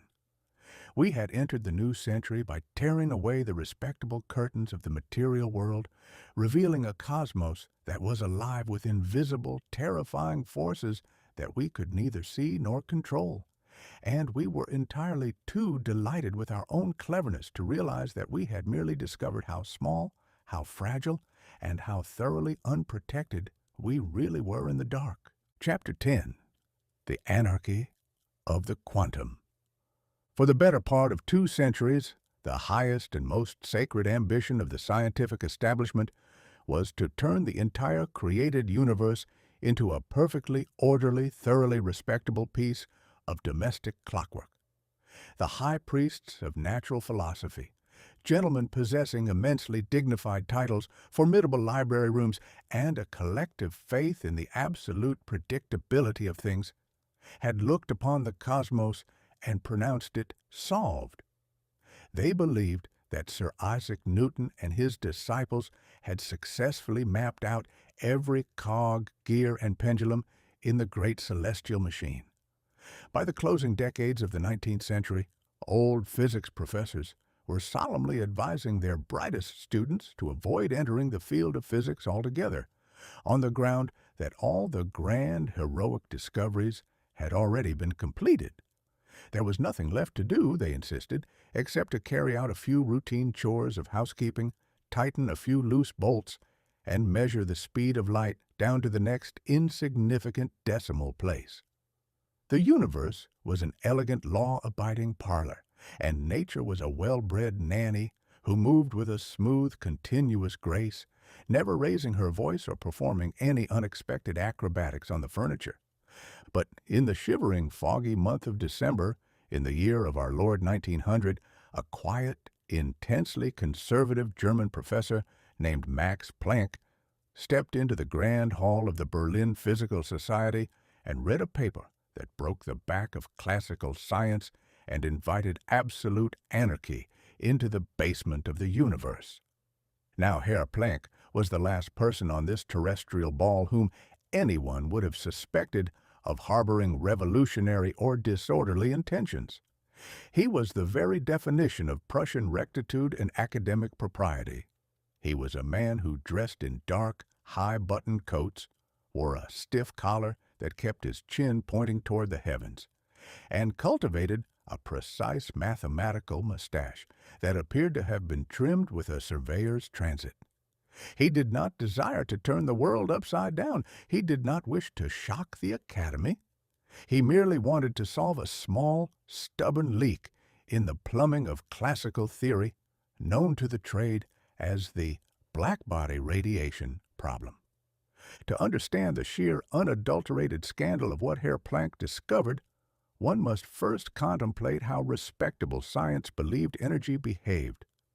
For generations, It was a fundamental article of faith that nature did everything in a smooth, continuous, and gentlemanly stream.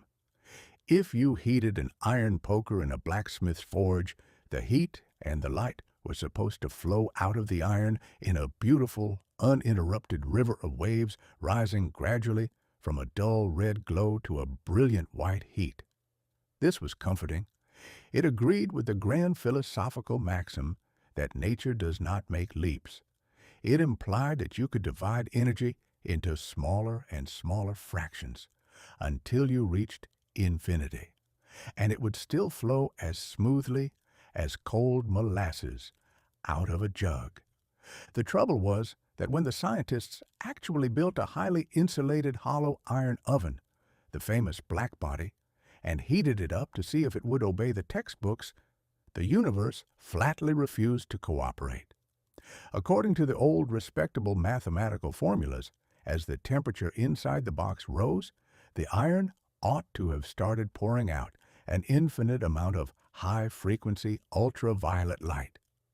According to the theory, every time a housewife struck a match to light her kitchen stove, the stove should have erupted into a catastrophic blast of invisible rays that would instantly vaporize the cook, the cat, and the entire neighborhood. But the kitchen stoves stubbornly refused to explode. The universe obstinately declined to behave according to the regulations of the Berlin Academy. The light coming out of the glowing box always reached a certain sensible peak and then gently declined, completely confounding every long-bearded scholar who attempted to calculate the business using the traditional laws of smooth, continuous waves. Herr Planck spent years wrestling with this uncooperative iron box. He analyzed the problem from every corner of his precise German intellect, until finally, in a state of sheer mathematical desperation, he decided to try a trick that he himself regarded as a vulgar piece of ledger juggling. He discovered that the only way to make the mathematics match the reality of the glowing oven was to make an assumption that was so entirely monstrous it made the old physics look like a fairy tale. He suggested that nature did not pour out its energy in a smooth, respectable stream at all. Instead, he declared that energy was delivered to the world in tiny, stubborn, indivisible little packets, like a merchant who refuses to sell sugar by the continuous grain, but insists that you must purchase it strictly in 5-pound sacks or go without entirely. He called these individual packets quanta, which is merely a grand Latin way of saying how much. The announcement of the quantum was a mathematical scandal of the first magnitude. It implied that at the very bottom of things, where the material world is put together, the universe does not operate with the smooth, continuous majesty of a river, but behaves more like a nervous frog hopping across a hot sidewalk. When an atom wishes to give off light or heat, it cannot do so gradually. It must sit perfectly still until it has gathered enough energy to make a sudden, violent, and instantaneous leap across the empty space into the next packet. This was an intolerable state of affairs for the old guard. It meant that between one packet of energy and the next, there was absolutely nothing at all, no middle ground, no gradual transition, and no respectable path of travel. It was as if a gentleman wishing to ascend to the second floor of his mansion did not walk up a flight of stairs, but simply stood at the bottom, vanished from the earth for a microsecond, and materialized instantly on the landing above without ever occupying the intervening atmosphere. The moral and philosophical consequences of Herr Planck's little packets were completely terrifying to anyone who valued their peace of mind. For 2 centuries, the great virtue of science was that it allowed a man to predict the future with absolute certainty. If you knew the weight of a cannonball, the strength of the gunpowder, and the angle of the mortar, you could calculate precisely where that ball would land before it ever left the iron mouth of the gun. The universe was a grand, predictable clockwork, and if you had a large enough ledger and a sufficient supply of ink, you could calculate the destiny of every atom from the creation to the day of judgment. But the quantum introduced absolute anarchy into the machinery. It revealed that when you get down to the absolute bottom of things, the universe does not run like a well-regulated Swiss timepiece managed by a committee of reliable bank directors. Instead, it behaves like a frantic, wild-eyed gambler throwing dice under a rug in the back room of a low-down saloon. You can never say with certainty what a single quantum or a single atom is going to do next. You can only calculate the betting odds. You can predict what 1,000,000 atoms will do on average. But the individual atom remains a lawless, unpredictable vagabond that hops, skips, and jumps according to its own inscrutable impulses, completely thumbing its nose at the laws of cause and effect. Herr Planck himself was thoroughly horrified by his own discovery. He was an honest man, and he spent the next several years trying to find some clever way to disprove his own packets, hoping to smuggle the smooth, continuous waves of his youth back into the textbooks through some neglected window in the math. But the packets refused to be dismissed. They were stubborn, they were real, and they worked with an industrial efficiency that could not be denied. By the time the month of December had run its course, and the year 1900 had completed its frantic tinkering journey through the calendar, the old world of absolute scientific certainty was dead and buried. We had entered the new century by breaking the very back of old physics. We looked upon our work and felt a great, solemn wave of satisfaction. We had successfully discovered that the universe was infinitely more complicated, mysterious, and thoroughly unmanageable than our ancestors had ever dreamed possible. We had traded away the comfortable, predictable clockwork of the past for a pocketful of chaotic little packets, and we were entirely too delighted with our own cleverness to realize that we had merely succeeded in proving that we didn't understand the first thing about the floorboards we were standing on. Chapter 11. The Staircase That Walks. Now, a staircase is a remarkably straightforward, honest piece of architecture. For several thousand years, its character was entirely free of deception. If a man, in his architectural vanity, determined to construct a dwelling or a dry goods establishment that possessed a second or a third story, he was under a moral and physical obligation to provide a flight of stairs. It was a covenant between the builder and the citizen. You looked upon a flight of steps, and you knew precisely what the universe demanded of you. It demanded the use of your own legs, a reasonable expenditure of lung power, and a modest amount of internal grit. If a gentleman chanced to be carrying a considerable burden of years or an excess of midday pie, he might pause on the landing to admire a painted portrait or complain about his rheumatism, but eventually he had to hoist his own carcass to the top by the ancient, muscular method of his ancestors. It was an exercise that kept the human race reasonably firm in the calves and prevented the dry goods clerks from becoming entirely soft in the head.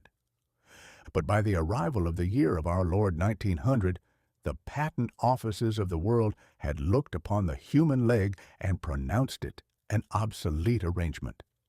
Having successfully automated the horizontal road with the electric carriage and the moving sidewalk, the frantic mechanics of the age turned their attention to the vertical.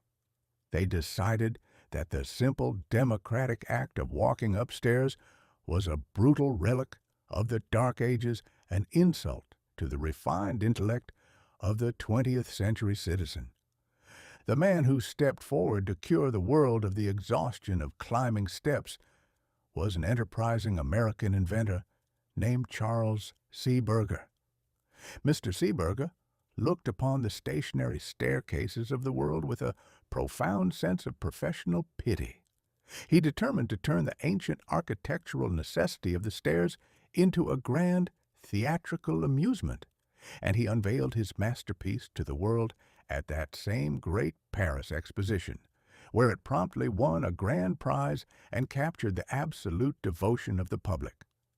He called his creation the escalator, a word he manufactured out of the Latin tongue to suggest a grand military scaling of a fortress wall, though the only thing being scaled was the distance between the glove department and the ladies' undergarments on the floor above. The mechanism itself was a beautiful and slightly terrifying piece of iron geometry. It consisted of a tilted metal trough, running at a steep angle from the ground floor to the upper gallery, driven by the invisible buzzing agency of a large electric motor hidden deep beneath the floorboards.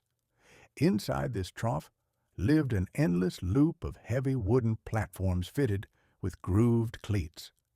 To the casual observer standing at the bottom of the incline, the machine appeared to be a modern miracle of continuous birth. A wooden step would suddenly emerge from the darkness under your boots, look around at the crowd for a second, flatten its back into a respectable level ledge, and then begin to march up the hill with a steady, unyielding momentum. When it reached the summit, it would iron itself back out into a flat sheet, slide smoothly beneath a metal comb, and dive back into the noisy underworld of gears and chains to repeat the performance. The debut of this walking staircase in Paris was an instantaneous sensation. The public did not look upon it as a convenient piece of plumbing designed to facilitate the transaction of business. They treated it like a high-class circus ride that had been installed for their personal entertainment. From morning until night, thousands of citizens lined up in their finest wool coats and feathered hats, waiting their turn to experience the novel, intoxicating sensation of being elevated without any muscular participation whatsoever. It was an invention designed exclusively for the fat, the lazy, and the thoroughly vain. To witness a wealthy citizen utilizing the escalator was a lesson in the grand comical psychology of our species. A gentleman of substantial financial standing, accustomed to having his fellow men bow before his bank account, would approach the base of the machine with an air of supreme, icy dignity. He would settle his silk top hat, adjust his cuffs, and step onto a moving cleat with the caution of a general boarding a flagship.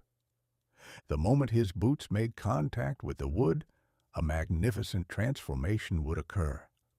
The citizen would freeze. He would abandon all physical movement, lock his knees, lean his elbow heavily upon the moving rubber handrail, and remain as completely motionless as a cigar store Indian on a village street corner.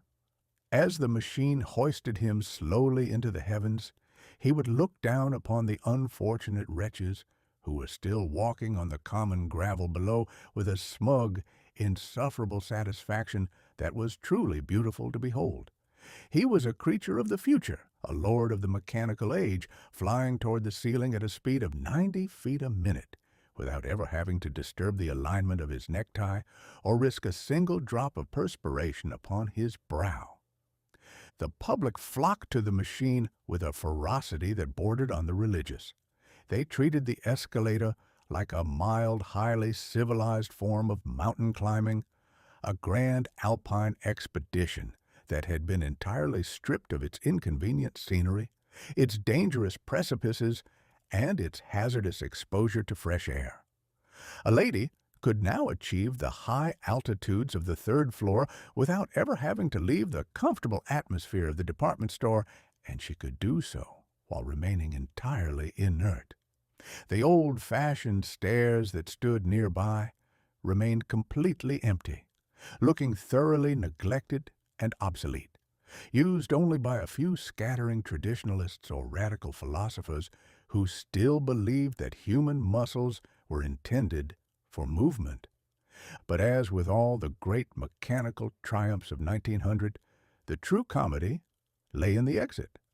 The transition from the moving staircase back into the stationary world of ordinary flooring was a delicate operation that required a degree of physical presence of mind that nature rarely bestows upon a person who has spent the last 2 minutes pretending to be a statue. As the wooden steps approached the top of the incline, they would begin to flatten out, disappearing one by one into the iron jaws of the floor.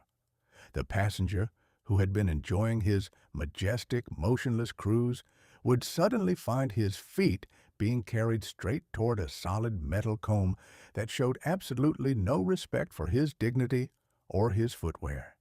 If he did not pick up his boots at the precise microsecond the machine demanded, the escalator would perform a very sudden, very public ejectment. A Grand Duke or a wealthy merchant would find himself launched into the dry goods department with a velocity he had not anticipated, his top hat rolling into the lace counter, his gold-headed cane flying across the aisle, and his upper torso coming into violent, unceremonious contact with a display of winter hosiery. It provided the common crowd who gathered at the top of the landing with an endless democratic spectacle of the ruling classes being returned to the earth with a spectacular lack of ceremony. Yet despite these occasional administrative disasters at the summit, the escalator was pronounced an absolute triumph of 20th century civilization. The department stores of London, New York, and Chicago immediately began tearing out their grand marble staircases and replacing them with Mr. Sayburger's clattering iron loops. We looked upon our new walking steps and felt an immense, overwhelming wave of satisfaction. We had successfully chained the lightning to a flight of stairs, and we had emancipated our legs from the ancient, laborious chore of elevation. We entered the new century standing perfectly still on a track that was moving upward, entirely convinced that if a machine could carry us to the third floor without our having to lift a finger, our ultimate destination as a species must be somewhere grand and glorious indeed. Chapter 12. The Iron Fish of Mr. Holland.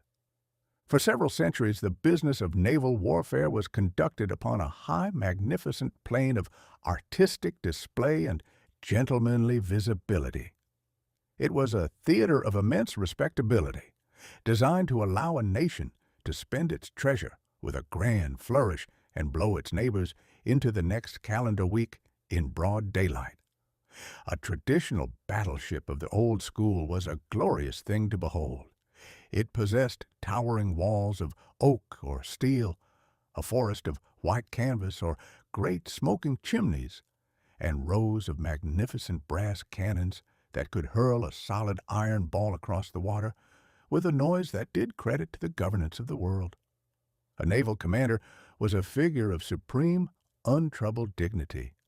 He could stand upon his quarterdeck in a coat covered in gold lace, his telescope tucked beneath his arm, looking like a minor deity who had taken charge of the ocean by personal request of the king. Everyone knew where he was, everyone could see what he was doing, and when he finally sank an enemy vessel, he did so with a degree of ceremony that made the slaughter look like a highly exclusive garden party. But by the arrival of the year of our Lord 1900, the United States Navy, after much scratching of its collective head and a great deal of bureaucratic agony, officially commissioned a vessel that utterly ruined this beautiful tradition and turned the high seas into a theater of low-down, ungentlemanly suspicion. This was the USS Holland, the first practical submarine torpedo boat accepted into the service of the Republic. The individual responsible for this mechanical outrage against naval etiquette was a quiet, short-sighted Irish schoolteacher named John Philip Holland. Now, a schoolteacher is a person who spends his days trying to maintain order among a herd of rebellious children using nothing but a ruler and his own nerve. It is an occupation that naturally breeds a deep subterranean patience and a peculiar inventive brand of malice. Mr. Holland had looked upon the massive multi-million-dollar battleships of the great European empires, with their proud admirals, their thick armor plating, and their insufferable snobbery, and he had decided that the entire structure of global naval supremacy could be brought lower than a cellar floor by a single well-placed prank from underneath. He spent decades tinkering with the problem of underwater navigation in a series of muddy rivers and coastal waters. It was an enterprise that the world's naval experts watched with that frosty, superior amusement that all professionals reserve for the dreams of an amateur. The history of the submarine, after all, was a long and hilarious chronicle of permanent sinkings. For 100 years, enterprising lunatics had been constructing various shapes of iron boxes, crawling inside them with a brace of candles and a hand crank, and plunging into the deep. The machines almost invariably performed the first half of their assignment with magnificent efficiency. They went down to the bottom of the bay with the velocity of an anvil. The trouble invariably lay in the second half of the program. The inventors had a persistent, tragic habit of forgetting to arrange a reliable method for coming back up, leaving the local authorities to fish them out with a harbor crane 3 weeks later, after the crew had run completely out of oxygen and anecdotes. But Mr. Holland possessed that stubborn, anti-operative genius that refuses to accept the verdict of the mud. By 1900, he had constructed a vessel that actually obeyed the commands of its captain in 3 dimensions, and the United States government reluctantly purchased it for the sum of $150,000, an amount that would barely buy the anchors for a respectable battleship, but was sufficient to invite a mechanical revolution into the fleet. The anatomy of the Holland was a masterpiece of pure, unadulterated claustrophobia. It was not a grand ship with cabins, dining halls, and breezy decks. It was a small, round iron cylinder just 53 feet long, shaped precisely like a very fat, very smooth cigar that had been chewed at both ends. To step inside this vessel was to forfeit all claim to human dignity and personal comfort. The interior was a dense, bewildering jungle of copper pipes, iron valves, buzzing electric wires, and heavy machinery, leaving absolutely no room for a man to stand upright or stretch his limbs without barking his shins against a torpedo tube or plunging his elbow into a bucket of lubricating grease.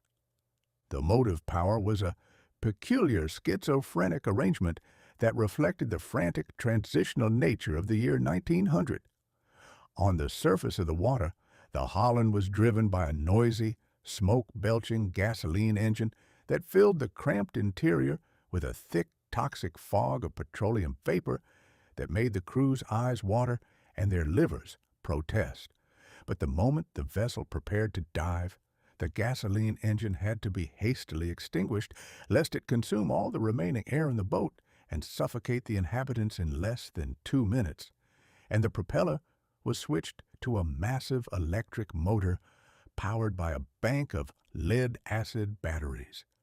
This battery bank was a source of endless, light-hearted anxiety for the crew. It was a well-known scientific fact that if a single drop of ordinary salt water chanced to leak through the iron skin of the boat and mingle with the acid of the batteries, the chemical reaction would instantly generate a magnificent cloud of chlorine gas, a vapor so aggressively hostile to human lungs that it would bring the entire voyage to a sudden, permanent conclusion before the captain could find his handkerchief.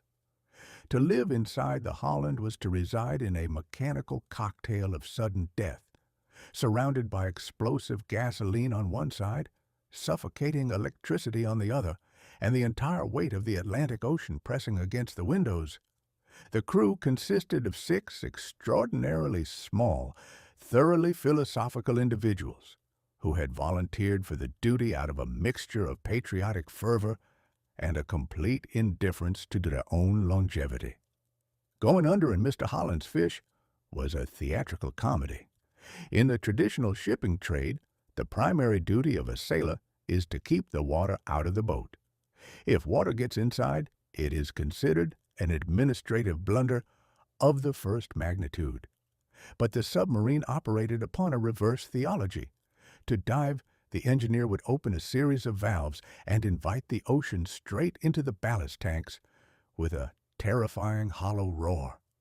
Instantly, the daylight would vanish from the tiny glass ports, replaced by a thick greenish gloom. The vessel would tilt forward at a sickening angle, sliding down into the deep like a wet soap bar slipping off a sink ledge. Inside, the crew sat in the darkness, illuminated only by a few flickering electric bulbs, listening to the creaking of the iron hull under the pressure of the deep and watching the depth gauge with the intense, breathless devotion of a gambler watching a roulette wheel.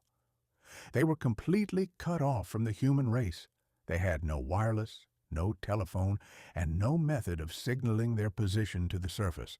They simply had to trust that the machinery would hold together and that when the captain finally gave the order to blow the water out of the tanks with compressed air, the ironfish would remember how to float before they ran out of conversation. The effect of this invention upon the grand strategy of naval warfare was completely scandalous. The old admirals looked upon the Holland with a horror that was truly profound. They realized that the submarine had changed naval combat from a grand, chivalrous spectacle into a low-down, sneaky business of hiding under the water like a snapping turtle in a duck pond. There was no glory in it. A captain could no longer display his bravery by standing on his deck in a gold-laced coat. He had to crawl into a dark iron pipe, peek through a brass tube called a periscope, and launch a hidden torpedo at an unsuspecting enemy who was 5 miles away enjoying his lunch. It was a sneaky, back-alley style of assassination that threatened to make the entire profession of naval engineering completely unrespectable. Admiral George Dewey himself remarked that if the Spaniards had possessed 2 of these automated diving machines in Manila Bay, the American fleet would never have dared to enter the harbor. Yet despite the groans of the traditionalists and the protests of the tailors who manufactured the gold lace, the ironfish was secure in its conquest. The other nations of the world looked upon the United States Navy's new toy, suffered a sudden attack of international panic, and immediately began building fleets of their own mechanical monsters. We had successfully conquered the floor of the ocean, and we added the submarine to our growing collection of 20th century triumphs, entirely convinced that if we could only learn to live under the water like a fish, we should eventually find some intelligent use for the dry land we had left behind. We entered the new century by learning how to dive on purpose, entirely delighted with the knowledge that while we had stripped warfare of its final shred of romance, we had at least succeeded in making the bottom of the sea just as crowded and dangerous as the surface. Chapter 13. The Shadows Find Their Tongues. For the first 30-odd years of its existence, the moving picture was a remarkably quiet, well-behaved sort of entertainment. It was a silent world inhabited entirely by ghost-like ladies and gentlemen who wandered through flickering landscapes of pure, unadulterated hush. If a villain in a black cape determined to tie an unoffending maiden to the railroad tracks, he did so with a degree of stillness that would have done credit to a cemetery at midnight. He could roll his eyes, gnash his teeth, and wave his arms in a frenzy of theatrical malice, but he never disturbed the peace of the neighborhood by a single syllable. If he cursed, it was a pantomime curse, completely sterilized by the absence of sound. If the maiden shrieked for assistance, her terror was delivered to the audience via a neat little printed card that appeared on the screen 3 seconds after she had closed her mouth. It was a wise, merciful arrangement of the theater. It allowed a citizen to enjoy the spectacle of a grand robbery or a burning palace without having to suffer any damage to his ears. And it allowed the actors to keep their professional reputations despite possessing voices that frequently sounded like a rusty hinges or a pair of boots wading through wet gravel. But by the arrival of the year of our Lord 1900, The frantic mechanics of Paris had looked upon this quiet landscape and decided that the human race was entirely too peaceful. They determined that a shadow had no right to remain silent when there were so many real people in the world making a terrible racket for their own amusement.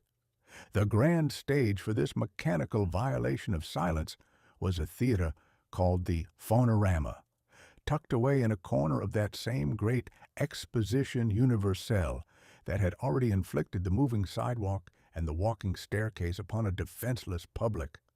The individuals responsible for the outrage were a committee of French engineers who had looked upon Mr. Edison's cinematograph on one side of the room and his brass-throated phonograph on the other, and had suffered a sudden, fatal attack of inventive ambition. They came to the conclusion that if you could take a picture of a man's face while he was talking and simultaneously trap the sound of his voice on a spinning cylinder of wax, you could wire the two contraptions together with a maze of pulleys and copper cables and force the shadow to speak its mind in broad daylight. The philosophy behind this talking picture was argued with an immense amount of solemnity by the serious, long-bearded prophets of the fair. They declared that the silent screen was a primitive, half-baked miracle that had outlived its usefulness. They insisted that the citizen of the 20th century was a creature of such refined and boundless intellect that he could no longer be satisfied by a mere visual representation of reality. He demanded the full, unadulterated weight of human conversation. The future, they wrote, belonged to the automated theater, a grand electronic paradise, where a man could sit in his velvet seat and find his ears and his eyes simultaneously assaulted by the mechanical phantoms of actors who were 500 miles away enjoying their dinner or sleeping in a ditch. The mechanism itself, as it was unveiled to the astonished crowds in Paris, was a masterpiece of nervous, high-strung synchronization. The system operated upon a principle that required the absolute mathematical cooperation of two entirely different species of hardware. In the back of the auditorium, hidden inside a small iron booth that smelled like a mixture of hot lard and burning celluloid, stood the traditional projection apparatus, a noisy, hand-cranked machine that rattled through its reels of film with a clatter that sounded precisely like a runaway reaper in a wheat field. Meanwhile, down in the orchestra pit, directly beneath the screen, stood a monstrous phonograph fitted with a giant brass horn that pointed toward the ceiling like the throat of a mechanical hippopotamus. To achieve what the program called the Phaunorama experience, the projectionist in the back and the phonograph operator in the front had to coordinate their movements with a degree of care that nature rarely bestows upon two separate human beings who are earning 3 francs a day. At a given signal, the man in the rear would ignite his limelight and begin to turn his crank at a steady trot of 16 frames a second, while the man in the pit would drop his sapphire needle onto the spinning wax cylinder. At the exact microsecond, the title card vanished from the sheet. When the trick worked, which was a circumstance that occurred approximately 3 times a week and was treated by the management as a personal intervention of the saints, the effect upon the audience was completely staggering. A French actress, dressed in 40 pounds of historical velvet and lace, would appear upon the screen. She would draw herself up to her full height, look straight into the camera with an expression of supreme, tragic intensity, and open her mouth. Instantly, from the brass throat of the horn in the orchestra pit, her voice would leap out into the hall, clear, distinct, and perfectly synchronized with the movement of her lips, declaring her eternal devotion to the Republic or berating her theatrical servants in an accent that could carve a turnip. The crowd went entirely wild. They sat in the dark with their mouths open, their binoculars glued to their eyes, listening to a shadow speak with the fidelity of a living person. It was hailed by the morning prince as a triumph of modern science, a glorious preview of the entertainment of tomorrow. The journalists wrote columns of majestic prose about the total abolition of the traditional stage, predicting a time when the living actor would be entirely driven out of employment by his own electronic ghost, leaving the theater free of all personal vanity, salary disputes, and temperamental behavior. But to anyone who watched the spectacle with a healthy experienced skepticism for the notion that making a thing louder necessarily makes it better, the true magnificent comedy of the phonorama was to be found in the frequent intervals when the synchronization suffered an administrative breakdown. The trouble, you see, lay in the fact that celluloid film and brown wax are two highly temperamental substances that possess absolutely no respect for one another's characters. A roll of film has a persistent, malicious habit of snapping in the middle of a scene. When it breaks, the projectionist must hastily splice the ends back together with a drop of cement, an operation that results in the permanent loss of 3 or 4 frames of the picture. The wax cylinder, on the other hand, knows nothing of these domestic disasters. It keeps spinning along on its brass drum with a cold, mechanical stubbornness that refuses to wait for any man or any glue. The resulting spectacles were a source of endless delight to the common people who had paid their sou at the gate. A grand tragedy would be unfolding upon the screen. A noble hero would be standing upon the ramparts of a castle, looking out over the battlefield with a look of iron determination, while his voice, which had slipped 3 seconds ahead of the picture due to a torn sprocket hole, was currently to be heard emerging from the horn, weeping piteously over the death of his grandmother or complaining about the quality of the local mutton. A moment later, the film would catch up with a jerk, and the hero would be seen violently weeping and tearing his hair in silence, while his mechanical voice was already 3 lines ahead, delivering a rousing, cheerful invitation to a nearby tavern. Furthermore, the moral consequences of making the shadows speak were completely overlooked by the long-bearded prophets of the fair. They did not stop to ask what would happen to the world's peace of mind when the silence of the theater was permanently abolished. Before 1900, if a citizen found his own family becoming unendurable or his business affairs too thoroughly entangled for his comfort, he could always escape to the local picture hall. He could sit in the dark for an hour, wrap his mind in the cool, refreshing blanket of absolute hush, and watch the world go by without having to listen to a single argument or a single explanation. But the phonorama threatened to turn the theater into an automated version of the public street. It ensured that the vanity, the bad taste, and the conversational enthusiasm of strangers could follow you even into the dark. It was a machine designed to make a shadow speak when there were already far too many real people talking in the world. People who possessed a natural, untelegraphic gift for the practice and required absolutely no wires or wax to keep them going from morning until night. By the time the Exposition had packed up its white plaster palaces and the year 1900 had run its course, the phonorama had been quietly dismantled and stored away in the cellars of Paris, voted by the financiers to be entirely too expensive and too complicated for the common trade. The shadows returned to their comfortable ancient silence for another generation. But the warning had been delivered. We had entered the new century by showing that we could force a ghost to talk, and we added the talking picture to our growing ledger of triumphs, entirely convinced that if we could only figure out how to make our entertainment noisier, we should eventually find out why we were being entertained in the first place. We left the theater in a state of high expectation, entirely delighted with the knowledge that while we had successfully threatened the final refuge of peace and quiet, left on this planet, we had at least proven that human foolishness could be amplified until it filled the entire auditorium. Chapter 14. The Bitter Pill, Made Respectable.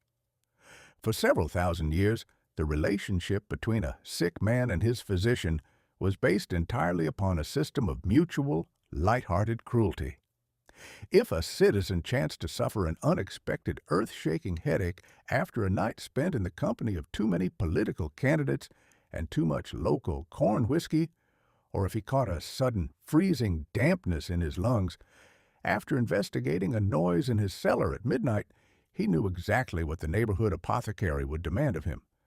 He would be required to choke down some unspeakable concoction that looked like mud from a duck pond, smelled like a wet dog in a hot kitchen, and tasted so thoroughly, aggressively bitter, that it made his heels fly up and his teeth rattle in their sockets.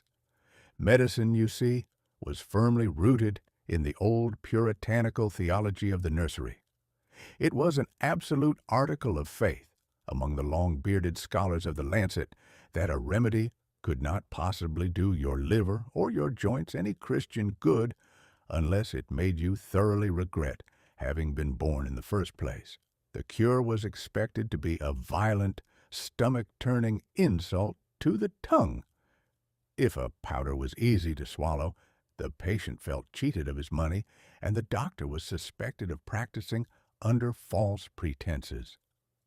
The most popular remedy of the 19th century was quinine, a substance derived from the bark of a South American tree that possessed a flavor so entirely malicious that it could make a grown mule weep like a schoolgirl and look around for a brick to throw at the administrator. Humanity accepted this state of affairs with a gloomy, miserable resignation, entirely convinced that the road to physical salvation must necessarily pass through the valley of the dry heaves. But by the arrival of the year of our Lord 1900, the frantic, tinkering chemists of Germany looked upon this ancient, bitter landscape and decided that the human race had suffered quite enough for its health. They determined that a physical ailment ought to be treated not with a dramatic theological chastisement, but on a smooth, efficient, and thoroughly commercial basis. The headquarters for this chemical emancipation was the vast, smoke-belching laboratory of the Farbfabriken Worm, Friedrich Bayer & Co. in Elberfeld, Germany. The individuals responsible for the miracle were a pair of quiet, methodical researchers named Dr. Felix Hoffmann and Dr. Heinrich Dresser. Now, a German chemist is a person who spends his life inside a small, stone-walled room that smells like a lightning strike, manipulating the secret choreography of molecules with the patience of a watchmaker and the severe rectitude of a tax collector. Dr. Hoffmann's father had been afflicted for years with a deep, crippling rheumatism that made his joints groan like a rusty iron gate every time the weather turned damp.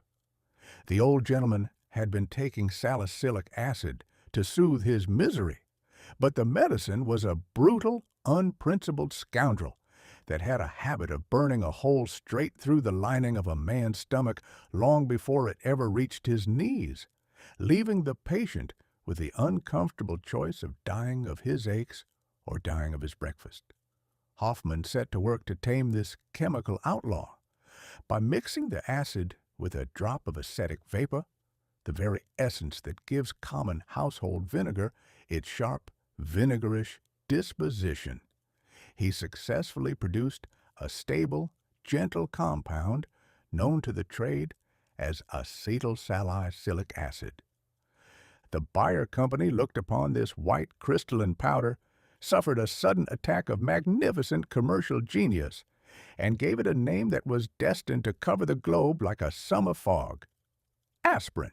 The true revolution of aspirin, however, lay not in the intricate architecture of its molecules, but in the elegant, democratic shape it assumed when it was delivered to the public in the opening months of 1900. Before this grand year, If a citizen purchased a medicine, he was handed a clumsy paper twist filled with an uncertain quantity of gray powder, which he had to measure out with a pocket knife or a teaspoon while his hand was shaking from a fever, usually resulting in his taking either too little to cure a canary or enough to extinguish an entire fire department. But in 1900, the Bayer Company harnessed the power of the heavy industrial press. They took the loose white powder, subjected it to a merciless mechanical squeeze under thousands of pounds of iron pressure, and turned out millions of neat, uniform, and perfectly stamped little white discs. It was the birth of the modern tablet. It was a masterpiece of pure, unadulterated convenience. For the first time since the invention of the apothecary's scale, a man could purchase a cheap, tasteless button that carried an exact, scientifically measured dose of mercy, requiring neither a spoon, a glass of water, nor an act of internal fortitude to consume. You simply placed the little white coin upon your tongue, allowed it to slide down your throat with a casual swallow, and within 20 minutes, the chemical machinery would march through your veins, extinguish your headache, soothe your joints, and restore your countenance to a state of respectable tranquility, without ever disturbing the alignment of your collar or causing your stomach to launch a formal protest against the government. The effect of this white disk upon the moral constitution of the streets was immediate and immense. It became the ultimate consumer medicine, the absolute darling of the new century. The public flocked to the apothecary shops to buy aspirin by the tin, treating it not as a solemn medical intervention to be reserved for a state of mortal danger, but as a casual daily accommodation designed to facilitate the rapid pace of modern life.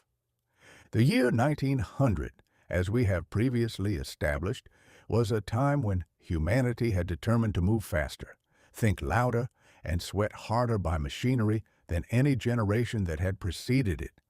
We were building towering cities of iron, laying down miles of telephone wire, and sprinting after moving sidewalks from morning until night. It was an existence that naturally bred a magnificent high-strung crop of headaches. The old, slow-moving days when a man could afford to spend 3 days in a dark room with a wet towel wrapped around his forehead because he had been thinking too hard about the tariff question were completely gone. The 20th century citizen had to be at his desk by 8 o'clock, his mind fixed on grand financial schemes or international monopolies, completely regardless of the condition of his skull. Aspirin provided humanity with a cheap, chemical pardon for the sins of overwork, bad cooking, and the general uproar of the streets. It allowed a merchant to maintain a frantic, unnatural pace of business by providing an instant cure for the physical consequences of his own ambition.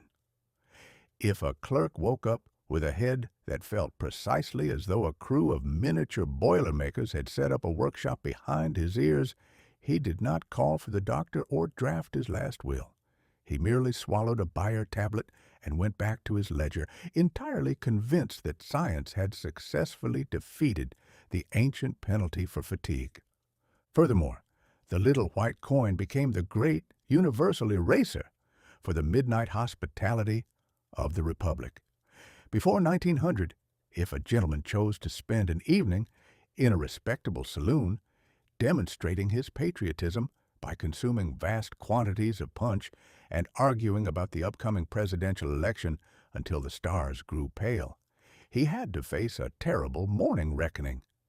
He had to pay for his pleasure with a hangover of such spectacular, bone-shaking severity that it left him looking upon the sunrise with the deep, silent hatred of a convicted pirate. It was a natural boundary that kept human behavior within certain reasonable limits of sobriety. But aspirin utterly ruined this beautiful moral balance. It allowed a man to automate his repentance. He could indulge in all manner of social ostentation and fluid enthusiasm at midnight, knowing that he had a small tin of German tablets in his vest pocket that would quietly overrule the laws of cause and effect before breakfast. It stripped the morning after of its ancient educational terrors, much to the regret of temperance lecturers and Sunday school superintendents everywhere.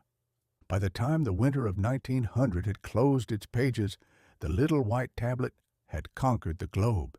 It was being consumed in the palaces of Europe, the mining camps of the West, and the offices of New York.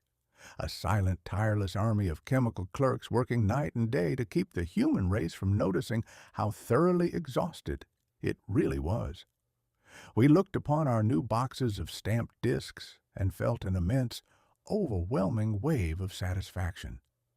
We had successfully taken the bitterness out of medicine and turned the pill into a respectable article of commerce, and we were entirely too delighted with the cleverness of the trick to notice that we had merely invented a way to ignore the warnings of our own bodies so that we could continue to run our machinery at higher speeds until the boiler blew up entirely. Chapter 15. The Atlantic Wire Without a Wire. For several million years, the Atlantic Ocean had enjoyed a remarkably peaceful, undisturbed reputation as a wide, silent wilderness of gray water and uncommunicative fish. If a storm arose in the middle of that vast expanse and blew the masts clean out of a clipper ship, or if a whale chanced to suffer a sudden attack of internal melancholy and flapped his tail against the waves, the incident was private. The ocean kept its own secrets, and the continents on either side minded their own separate businesses with a degree of geographic modesty that was highly beneficial to the peace of the world. If a king died in London or a railway stock collapsed in New York, the news had to board a steamship and spend 10 days wallowing through the fog before it could disturb the tranquility of the neighbors across the water. It was a beautiful, slow-moving arrangement that allowed humanity ample time to think over an event before being required to lose its temper about it. To be sure, the previous century had sought to ruin this isolation by laying a monstrous copper cable along the slimy floor of the sea, threading it through the ribs of forgotten shipwrecks and the claws of astonished crabs. But that submarine wire was a delicate, temperamental invalid that required millions of dollars to maintain and was frequently silent for weeks at a time because a passing iceberg had dropped its anchor onto the line or a deep-sea monster had mistaken the British Empire's telegraphic correspondence for a particularly tough species of eel. It was a connection that was expensive, aristocratic, and entirely dependent upon a physical thread. But in the frantic year of our Lord 1900, a young, intensely determined Italian gentleman named Guglielmo Marconi spent his days wandering the rocky coasts of England, entirely convinced that the atmosphere was an empty highway that could be used to carry the gossip of the world without any wire whatsoever. Now, young Signor Marconi was not a deep-thinking, long-bearded philosopher of the university school. He did not spend his time drafting grand mathematical formulas or writing heavy books to prove why a thing ought to work in theory. He was something far more dangerous to the peace of the horizon. He was a practical, high-strung tinkerer who possessed an absolute faith in the invisible and a magnificent capacity for ignoring the advice of experts. The high priests of science had repeatedly demonstrated by the finest academic logic that a wireless signal could never travel more than a few scattering miles, because the Earth was a round ball, and an electric wave had a straight-backed, stubborn habit of flying straight off into the starry vault of heaven, rather than bending around the shoulder of the globe to follow the curvature of the sea. But Marconi possessed that peculiar uncooperative brand of genius that refuses to accept the verdict of a globe. He came to the conclusion that if you built a sufficiently loud electronic noisemaker on one side of the ocean and hoisted a sufficiently tall wire into the clouds on the other, the atmosphere would simply be forced to convey the intelligence out of sheer exhaustion. His apparatus was a masterpiece of pure, unadulterated clatter. To send a wireless message in 1900, a man did not speak into a polite little funnel or type his thoughts upon a silent keyboard. He operated a formidable contraption known as a spark gap transmitter. When the key was depressed, a monstrous bank of electric batteries would discharge their lightning across a narrow space between two brass balls, producing a succession of blinding blue flashes and a series of explosive reports that sounded precisely like a battery of artillery going into action in a stone cellar. This violent disturbance would rattle the very ether of the universe, sending out a series of invisible, frantic waves that rippled through the air in all directions at the speed of light. During that grand tinkering summer of 1900, Marconi's chief obstacle was that the atmosphere had become remarkably crowded with these invisible travelers. Other inventors had begun building wireless boxes of their own, and whenever two stations attempted to rattle the ether at the same time, the signals would collide in mid-air, resulting in a magnificent electronic dogfight that left the receiving operators with nothing but a hopeless jumble of static and confusion. The ocean air was rapidly becoming an international madhouse of overlapping clicks. Marconi cured this scientific anarchy by perfecting his system of syntonic tuning, which he secured under the famous patent number 7777. It was a beautiful, uncanny trick of absolute synchronization. By adjusting the length of the wire coils in his transmitters and receivers, he could force his machines to speak and listen strictly on a single private wavelength, like two old cronies who adjust their voices to a particular high-pitched squeak that nobody else in the tavern can match. The success of this tuning meant that the ocean was suddenly crossed by legions of invisible ghosts, all whizzing past one another in the dark without ever scraping their fenders or jamming one another's correspondence. A British battleship cruising through the North Sea could now whisper its domestic needs to the Admiralty in London. A passenger liner wallowing through the Atlantic fog could signal its arrival to the docks of New York while still 3 days out at sea, and the great financial houses of the earth could rattle their stock prices through the clouds without having to pay a single penny of tribute to the cable monopolies. The public looked upon this achievement with that deep, reverent awe that we always reserve for any miracle that promises to make the world smaller and more crowded. The Morning Prince went into a delirium of prophecy, declaring that the wire-free ocean was the ultimate triumph of human intellect. They spoke of the total brotherhood of man, predicting that when every continent could talk to every other continent simultaneously through the air, international misunderstandings would become impossible, and war would be permanently banished from the earth. It was a magnificent display of journalistic imagination. But to anyone who looked upon the spectacle with a healthy skepticism for the notion that moving a piece of news faster necessarily makes the news more valuable, the true whimsical tragedy of the wireless victory was immediately apparent. The inventors had gone to immense trouble, spent vast fortunes, and alarmed the entire feathered population of the coastlines with their spark gaps, merely to ensure that humanity could transmit its trivialities at the speed of a thunderbolt before 1900.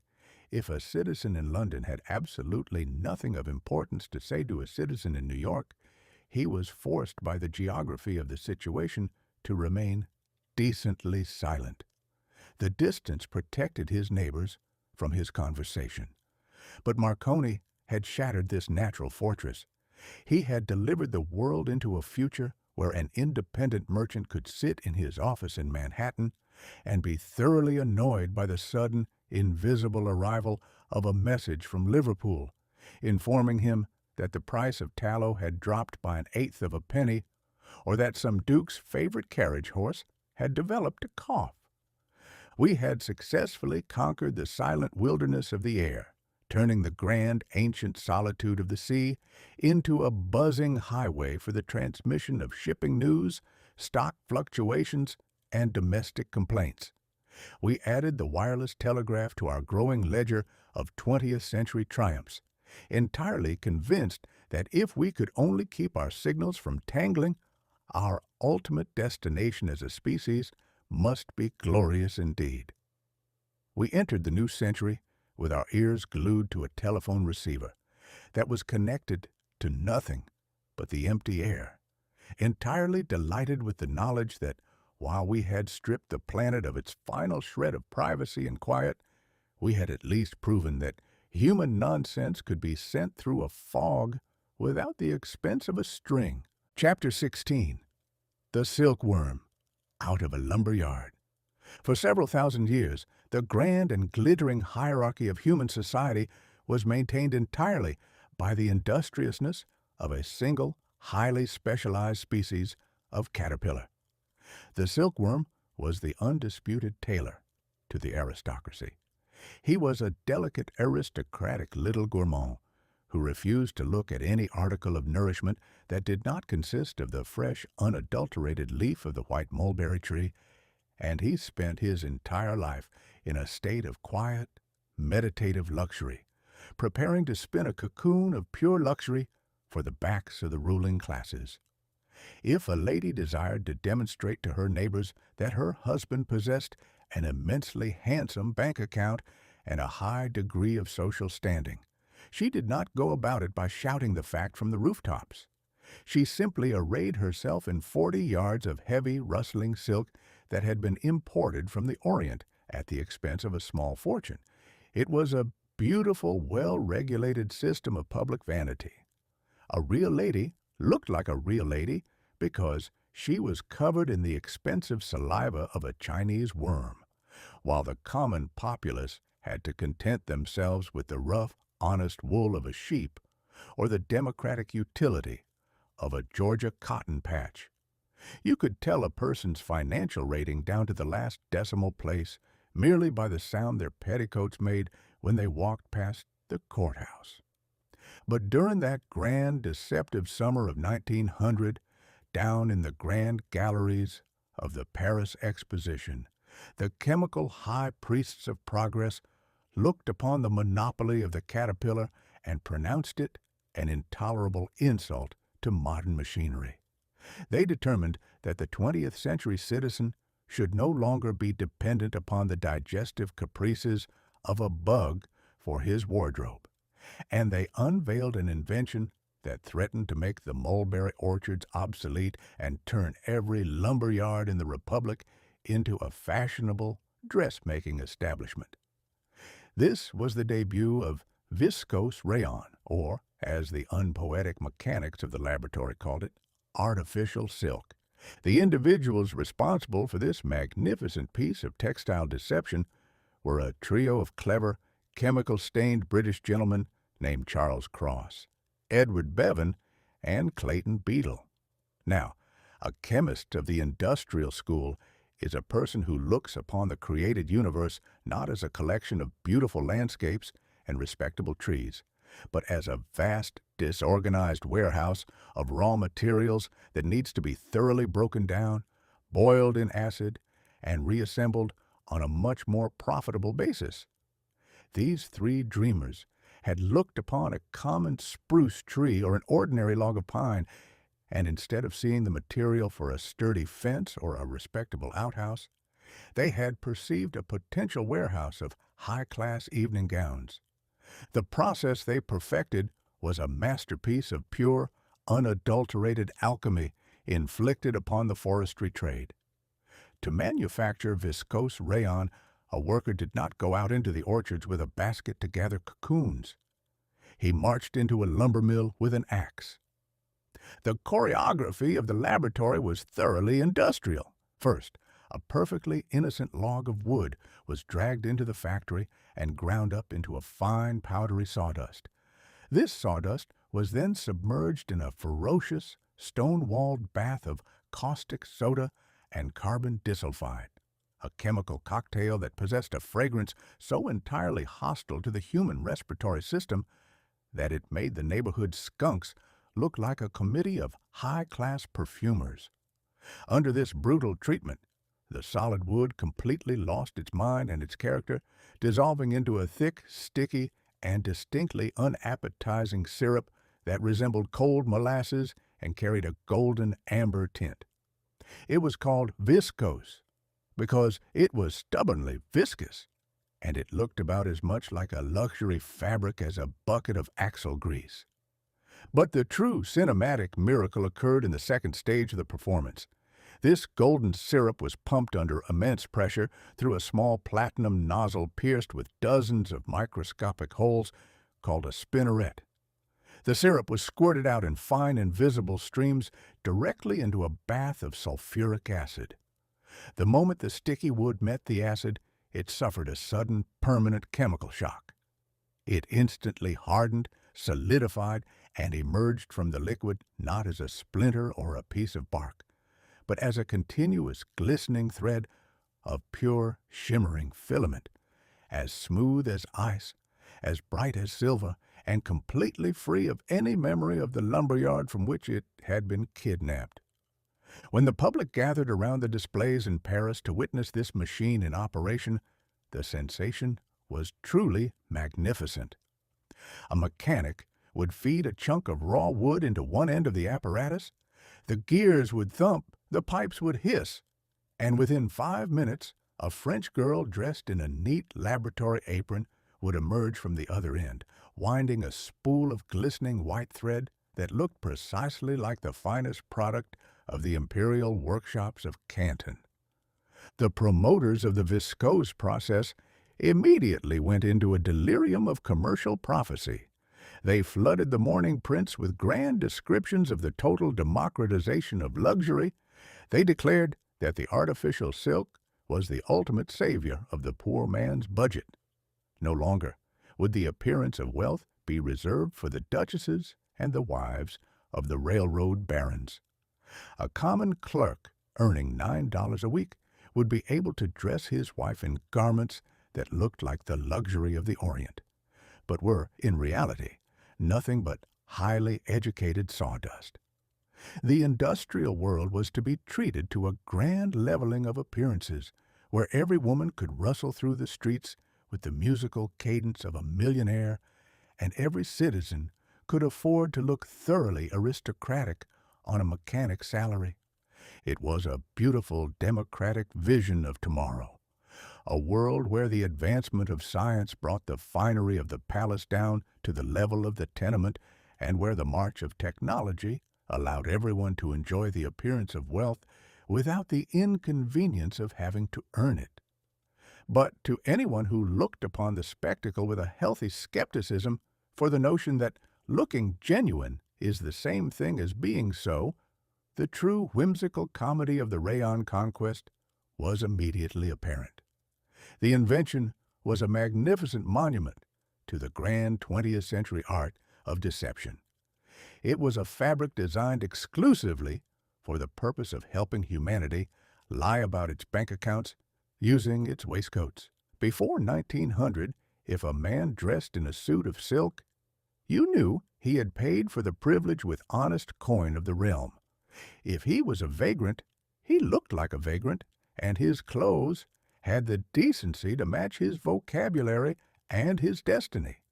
But viscose rayon completely undermined the moral stability of the wardrobe.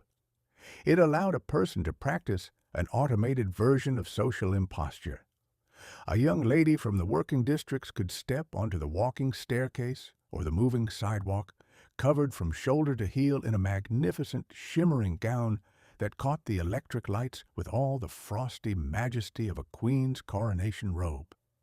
Yet, if she chanced to go near an open fireplace or stand too close to a stray spark from a passing gasoline carriage, her entire aristocratic appearance would explode into a sudden flash of wood gas and vanish into the atmosphere in less than 3 seconds, leaving her looking thoroughly democratic in her underwear. Furthermore, the material possessed a series of peculiar uncooperative habits that the long-bearded chemists of Paris carefully omitted from the advertising pamphlets. Viscose rayon looked precisely like silk when it was dry, but the moment it was exposed to a sudden summer shower or plunged into a wash tub with a bar of yellow soap, the fibers would suffer an administrative collapse. The wood thread would lose 80% of its strength, become as soft and fragile as wet tissue paper, and stretch out of its original alignment until a respectable dress designed for a small woman would comfortably fit a family carriage horse before the sun went down. Yet, despite these occasional domestic disasters in the laundry, the victory of the artificial worm was absolute. The manufacturers of Europe and America immediately began constructing vast chemical mills to squeeze wood into thread, and the public flocked to buy it with a ferocity that bordered on the religious. We looked upon our new wardrobes of highly educated sawdust and felt an immense, overwhelming wave of satisfaction. We had successfully outsmarted the silkworm, and we added rayon to our growing ledger of 20th century triumphs, entirely convinced that if we could only look genuine, it didn't matter in the least what we were made of underneath. We entered the new century dressed in a magnificent, glittering lie, entirely delighted with the knowledge that while we had traded away the honest wool and the simple cotton of our ancestors, we had at least succeeded in making ourselves look thoroughly expensive at an extremely modest cost per yard. Chapter 17. The Iron Reaper's Monopoly. For several thousand years, the grand and ancient business of the harvest was conducted upon a high, pastoral plane of human sweat and neighborly poetry. If a farmer determined to reap his fields of wheat when the summer sun had turned the stalks to gold, he did not go about it by turning a brass key or adjusting a valve. He gathered his sons, sharpened his old steel scythe with a whetstone until it rang like a bell in the morning air, and stepped into the grain with a stout heart and a clear conscience. It was a rhythmic, muscular dance between man and the soil. The neighbors would arrive from 3 miles around to lend their muscle to the transaction. The women would prepare immense baskets of fried chicken and cold buttermilk to be consumed under the shade of an oak tree at noon. And when the sun finally went down behind the hills, the entire township had completed a work that was social, exhausting, and thoroughly respectable. A man knew every individual stalk that had passed through his hands, and his bread tasted all the sweeter for the memory of the blisters that had earned it. But by the arrival of the year of our Lord 1900, the industrial barons of the American Midwest had looked upon this pastoral scene and pronounced it a spectacular waste of time and human labor. They determined that the independent farmer had spent quite enough centuries enjoying the scenery and talking to his horses. They decided to replace the old neighborhood harvest with a monstrous clattering engine of pure iron and unfeeling steel, turning the independent yeoman into a factory superintendent and the ancient field into an assembly line. The headquarters for this mechanical invasion of the countryside was the city of Chicago, where the great agricultural implement works had spent the closing decades of the 19th century perfecting a mechanical marvel known to the trade as the widespread giant agricultural combine. Now, an agricultural engineer is an individual who looks upon a beautiful waving field of grain and suffers a sudden, violent attack of bookkeeping. He does not see any poetry in the wind across the wheat. He sees only a problem in cubic feet, mechanical friction, and labor costs per acre. The brilliant dreamers of Chicago had looked upon the separate inventions of the previous generation: the mechanical reaper that cut the grain, the thresher that beat the seeds out of the chaff, and the winnowing fan that cleaned the crop. And they had suffered a fatal stroke of administrative ambition. They decided that it was a terrible administrative blunder to perform these operations one at a time, with all those inconvenient intervals for human conversation and midday naps. Accordingly, they took all three of these massive iron machines, bolted them together into a single, terrifying skeleton of steel plates and whirling knives, and unleashed the monster directly into the wheat patches of the Republic. The anatomy of the 1900 combine was a masterpiece of pure, unadulterated mechanical violence inflicted upon the landscape. It was not a modest tool to be tucked away behind the smokehouse. It was a towering iron fortress on wheels that stood as tall as a country barn and weighed several tons before you ever put a single grain of wheat into its belly. To make this monster move across a field required an expenditure of brute force that completely alarmed the local countryside. In those early, frantic days of the new century, before the gasoline engine had quite learned how to climb a hill without exploding, the combine was pulled through the wheat by an army of 30 or 40 horses or mules, arranged in a magnificent, tragic choreography of leather straps and iron chains that looked precisely like a circus parade that had lost its way in a swamp. To witness this machine in operation during the grand harvest of 1900 was an experience that bordered on the theatrical. The driver sat perched upon a high iron seat 20 feet in the air, looking down upon his small kingdom of mules with the stern, anxious countenance of a sea captain trying to navigate a flagship through a hurricane. When he cracked his long leather whip and gave the signal to advance, the entire landscape erupted into a catastrophic uproar of gears, chains, and iron pistons. The machine did not cut the wheat. It fell upon it like an angry army. At the front of the monster, an immense revolving wooden wheel fitted with sharp iron teeth would sweep the grain into the hidden jaws of a vibrating cutter bar. Instantly the stalks were sliced off at the ankles, carried up a canvas conveyor belt into the dark interior of the beast, and delivered into the merciless embrace of a roaring iron cylinder that threshed the grain by brute force. Inside that iron stomach, a gale of artificial wind produced by a whirling fan would blow the chaff and the straw out of a massive chimney in the rear, filling the atmosphere for half a mile with a blinding, choking cloud of yellow dust that made the crows weep for their eyesight, while the clean, polished grain was quietly funneled into heavy burlap sacks at the side of the platform. The efficiency of the trick was completely undeniable, and it was argued with immense statistics by the serious, long-bearded prophets of commerce. They declared that the combine was the ultimate savior of the world's appetite. A single machine, they wrote, could reap, thresh, clean, and sack 100 acres of grain in a single pass through the field, doing the work of 40 honest men and 300 horses without ever demanding a midday meal, complaining about the quality of the fried chicken, or pausing to argue about the silver question with the neighbor's daughter. It turned the ancient, anxious business of the harvest into a cold, predictable matter of bookkeeping that could be managed by a single operator and a couple of boys with a wagon.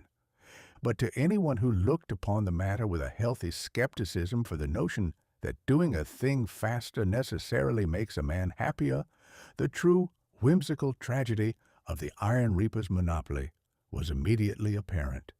The combine had successfully taken the humanity out of the soil and turned the independent farmer into a prisoner of his own hardware. Before 1900, if a farmer suffered a bad season or ran short of coin, he could still look forward to the harvest with a cheerful heart.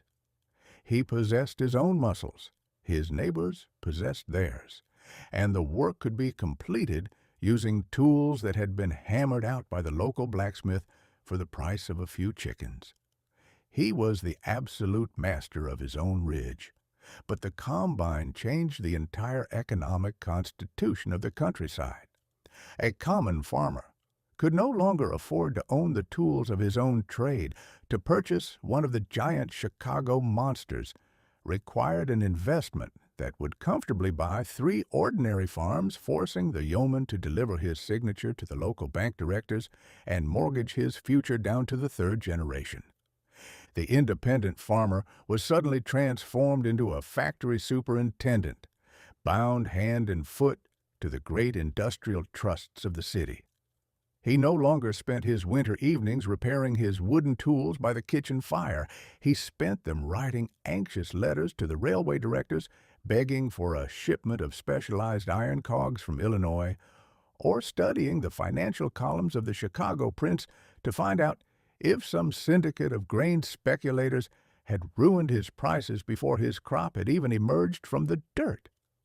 The old-fashioned harvest festival, with its music, its neighborly helpfulness, and its democratic fried chicken, was utterly ruined, replaced by an exercise in high finance and mechanical maintenance conducted in a cloud of dust that made the sunset look like a localized disaster.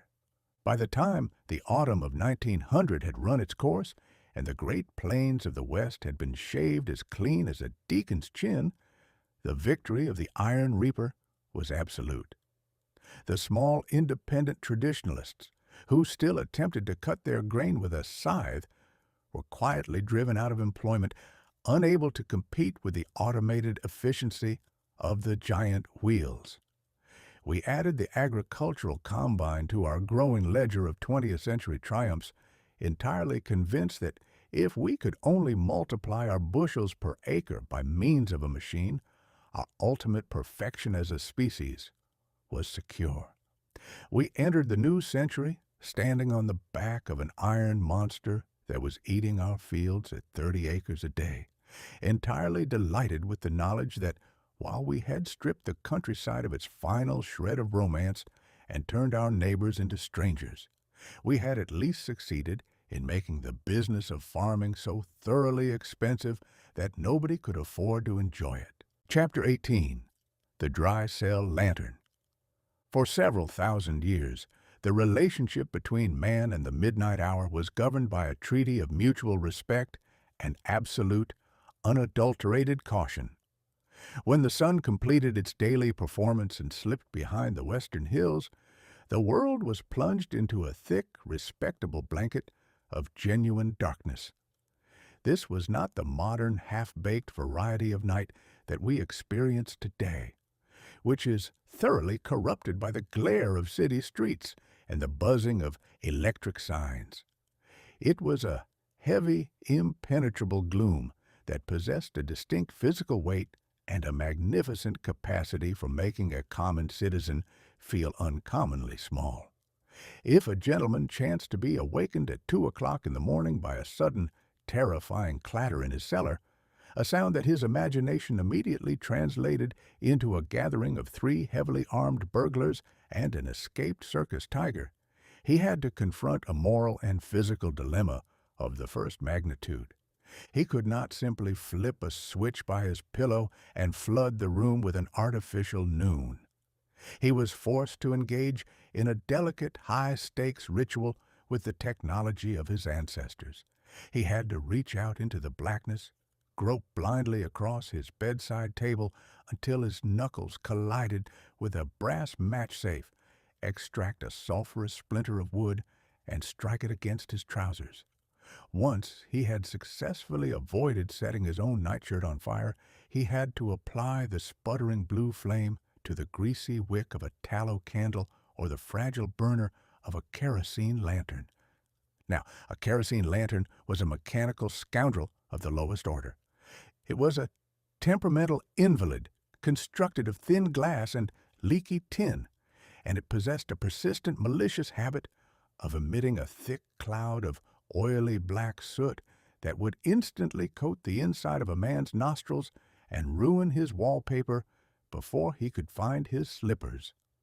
Furthermore, to carry a flaming bucket of oil into a dark basement while your knees were knocking together from a mixture of cold air and raw cowardice was an enterprise that bordered on the suicidal. If you stumbled over a sack of potatoes or lost your footing on the bottom step, the lantern would shatter, the oil would ignite, and you would successfully solve the problem of the suspected burglar by burning your own domicile clean down to the foundation stones before the local fire department could get their horses harnessed. Accordingly, most sensible citizens of the 19th century preferred to remain buried beneath their blankets, pretending they hadn't heard a thing, and leaving the cellar to the ghosts and the mice until the sun rose to restore their courage. But by the arrival of the frantic, tinkering year of our Lord 1900, the inventors of the world looked upon this ancient midnight truce and decided that the dark had enjoyed its monopoly for quite long enough. Having successfully automated the streets and the department stores with great roaring dynamos and miles of copper wire, they determined to package the lightning into a neat, portable cylinder that a man could tuck into his coat pocket or keep beneath his pillow without ever risking a localized conflagration. This was the commercial debut of the portable electric flashlight, or as the serious, literal-minded clerks of the patent office called it, the dry cell hand lantern. The individual primarily responsible for this magnificent invasion of the night was an enterprising Russian immigrant in New York named Conrad Hubert, who had recently teamed up with an eccentric inventor named David Massell. These two dreamers had looked upon the massive, heavy electric batteries of the 19th century, which consisted of large glass jars filled with bubbling, dangerous acids that would cheerfully eat a hole through a gentleman's Persian rug if the container were tilted 3 inches out of alignment. And they had decided that what the populace required was a battery that possessed no fluid, no manners, and an absolute indifference to gravity. This was the newly perfected dry cell, a marvelous piece of chemical confinement that packed the mysterious electric fluid into a tight sealed cylinder of zinc and carbon, surrounded by a damp paste of ammonium chloride.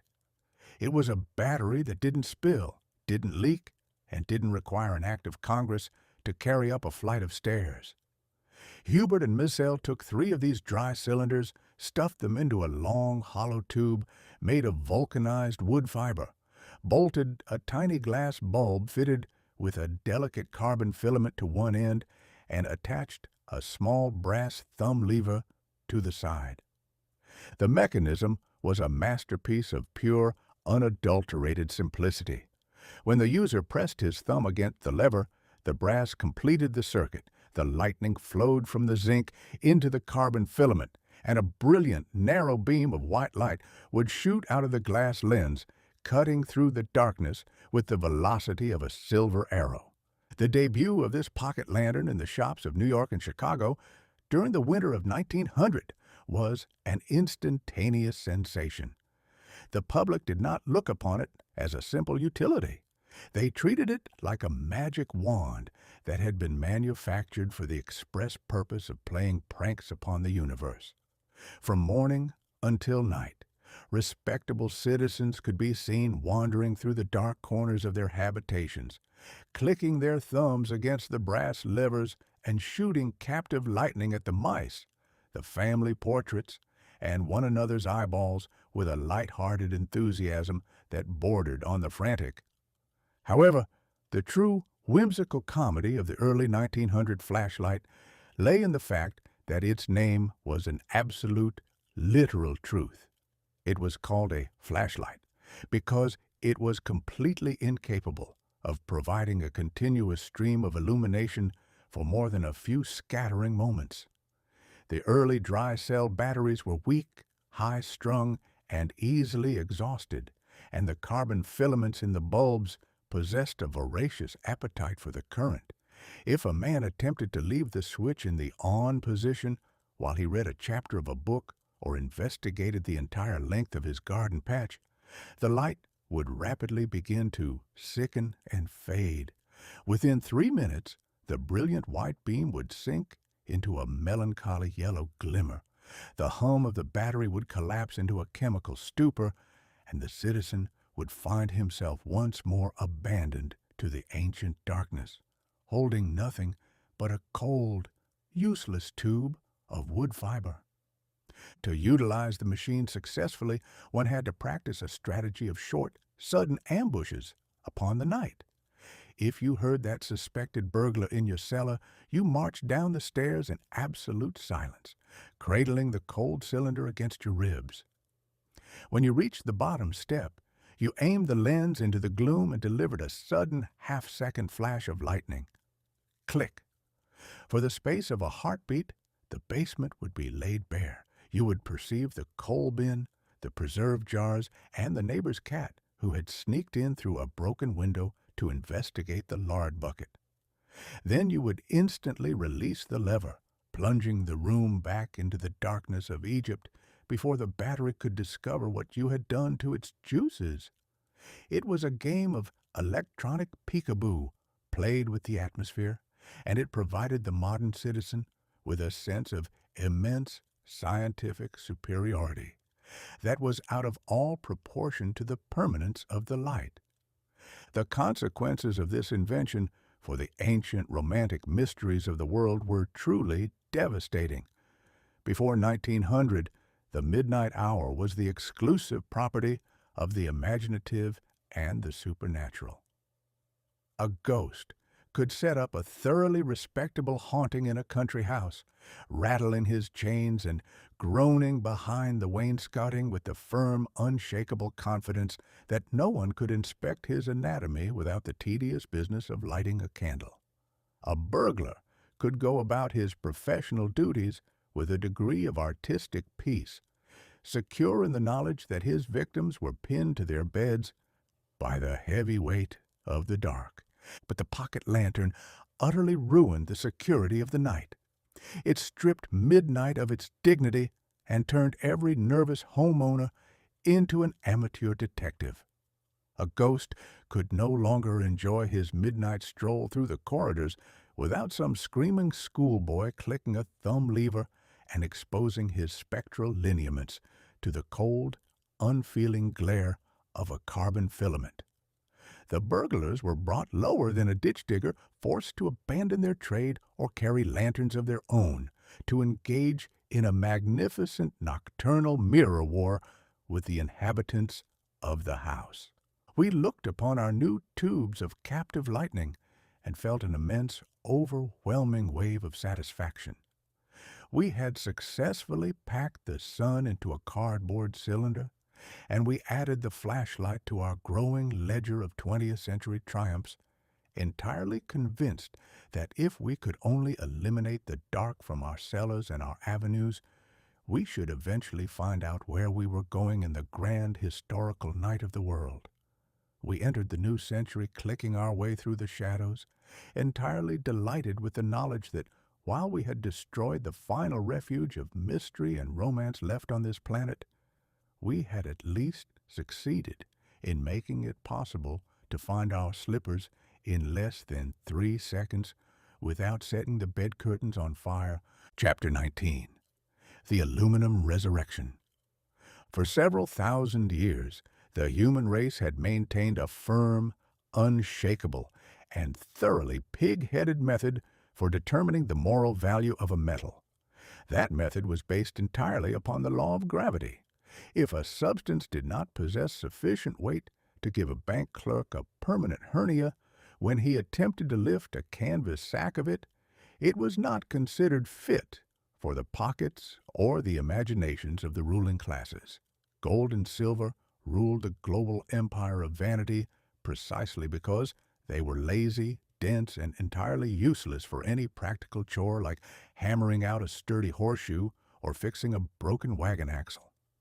They were aristocratic because they were heavy and rare, and humanity spent centuries digging massive holes in the earth to drag these precious elements up into the light, only to lock them immediately away in deep stone vaults where they could continue to do absolutely nothing for the advancement of civilization.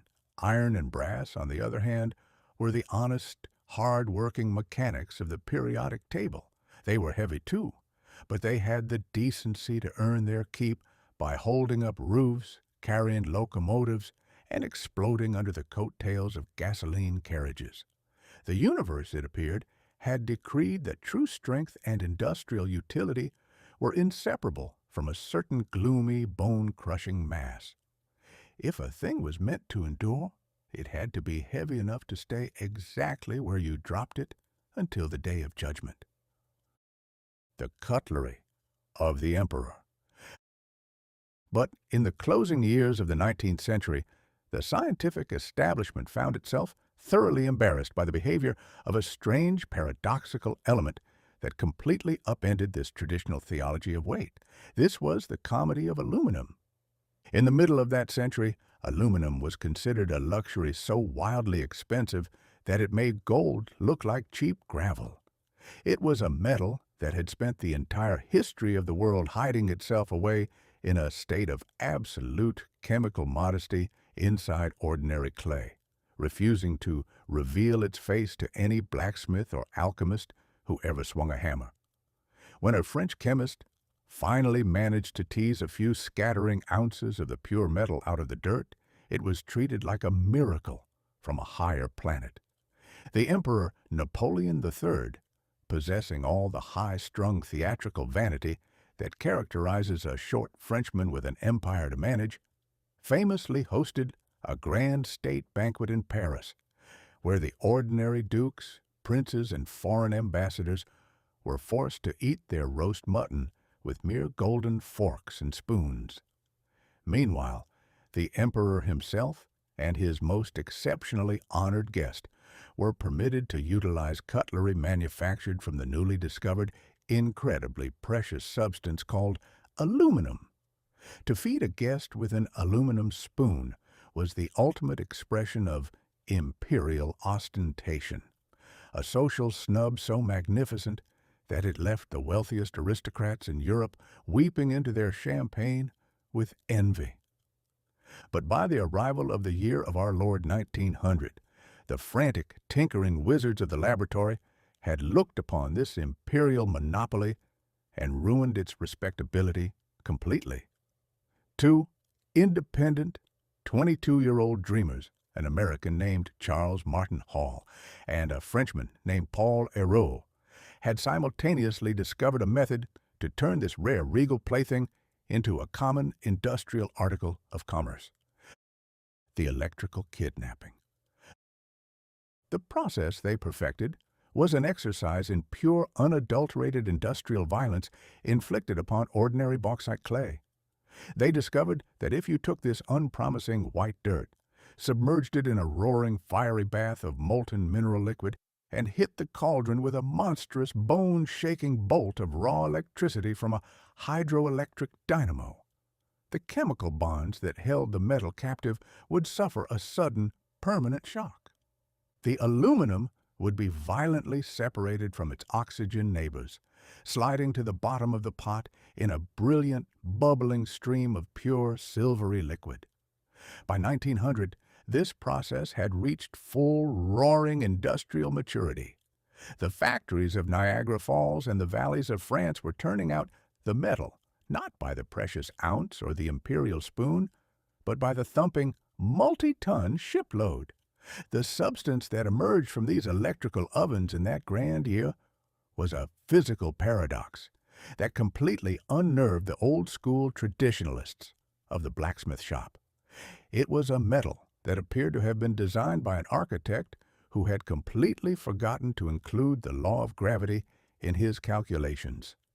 It was as bright and beautiful as silver, entirely indifferent to the rusting malice of a damp atmosphere, and it possessed the structural stubbornness and tensile strength of honest steel.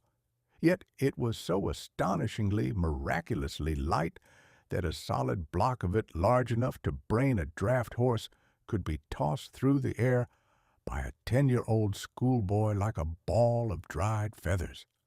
It was a piece of tin that had gone to college, acquired a high-class European education, and returned to the world entirely too refined to participate in the traditional clumsiness of the iron foundry. The invasion of the kitchen. The effect of this aluminum resurrection upon the domestic economy of 1900 was immediate, sweeping, and thoroughly whimsical. Within a matter of months, the metal plummeted from a substance fit for a king's rattle to a common utility that could be purchased for 40 cents a pound at any country corner store in the Republic. It invaded the American kitchen with a ferocity that bordered on the religious. For generations, the housewife had been forced to conduct her culinary operations using heavy cast-iron pots and copper cauldrons that weighed approximately as much as an ordinary anvil.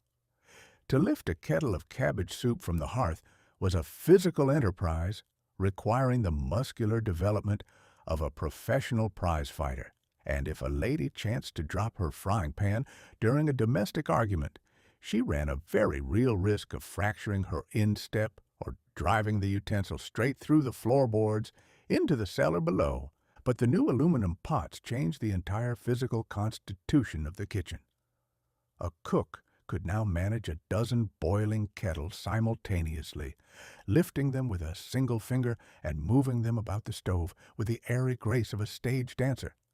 The pots did not rust. They did not turn the food a melancholy shade of gray, and they conducted the heat with an efficiency that made the old iron monsters look thoroughly obsolete. The lightweight future. Furthermore, the lightness of the metal quickly captured the imagination of the world's grandest daydreamers. Count Zeppelin, as we have previously recorded, looked upon the silver sheets of the aluminum mills and realized it was the only substance on this terrestrial ball that could provide a rigid 400-foot skeleton for his flying sausage without causing the beast to plunge instantly back into the waters of Lake Constance by its own mass. The bicycle manufacturers began experimenting with aluminum frames, promising a vehicle so light that a rider could carry his machine up a mountain on his shoulder whenever he tired of the scenery. But to anyone who looked upon the frantic output of 1900 with a healthy skepticism for the notion that making a thing lighter necessarily makes it more reliable, the true, magnificent danger of the aluminum resurrection was immediately apparent. It threatened to introduce a state of permanent instability into the material world. Before 1900, a man could look upon a heavy piece of machinery, say, a printing press, a warehouse winch, or a large industrial lathe, and feel a comforting sense of geographic security. He knew that, because the machine was made of honest, heavy iron, it would remain precisely where the mechanics had bolted it, completely safe from the caprices of a sudden wind or the careless elbow of a passing clerk. Weight was the great stabilizer of human property.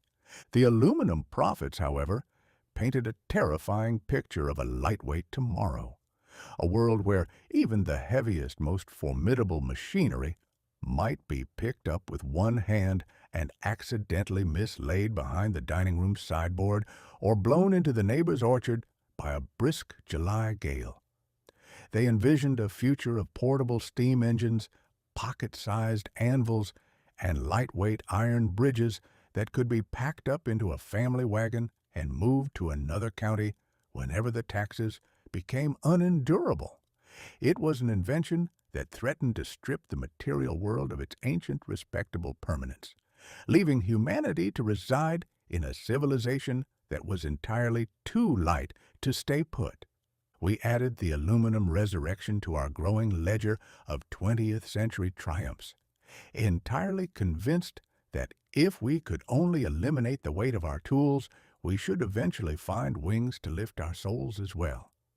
We entered the new century tossing our silver pots into the air, entirely delighted with the knowledge that while we had destroyed the comforting, heavy stability of our ancestors, we had at least succeeded in manufacturing a world that could be picked up with one hand and carried off if the rent should happen to fall due.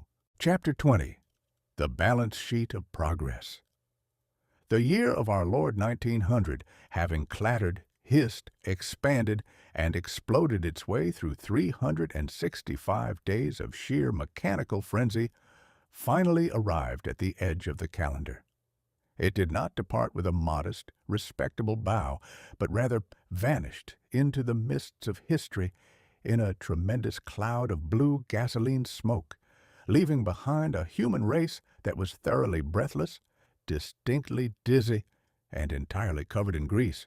We had spent a solid 12 months treating the planet like a vast, open-air workshop, turning the material universe upside down with a wrench in one hand and a patent application in the other.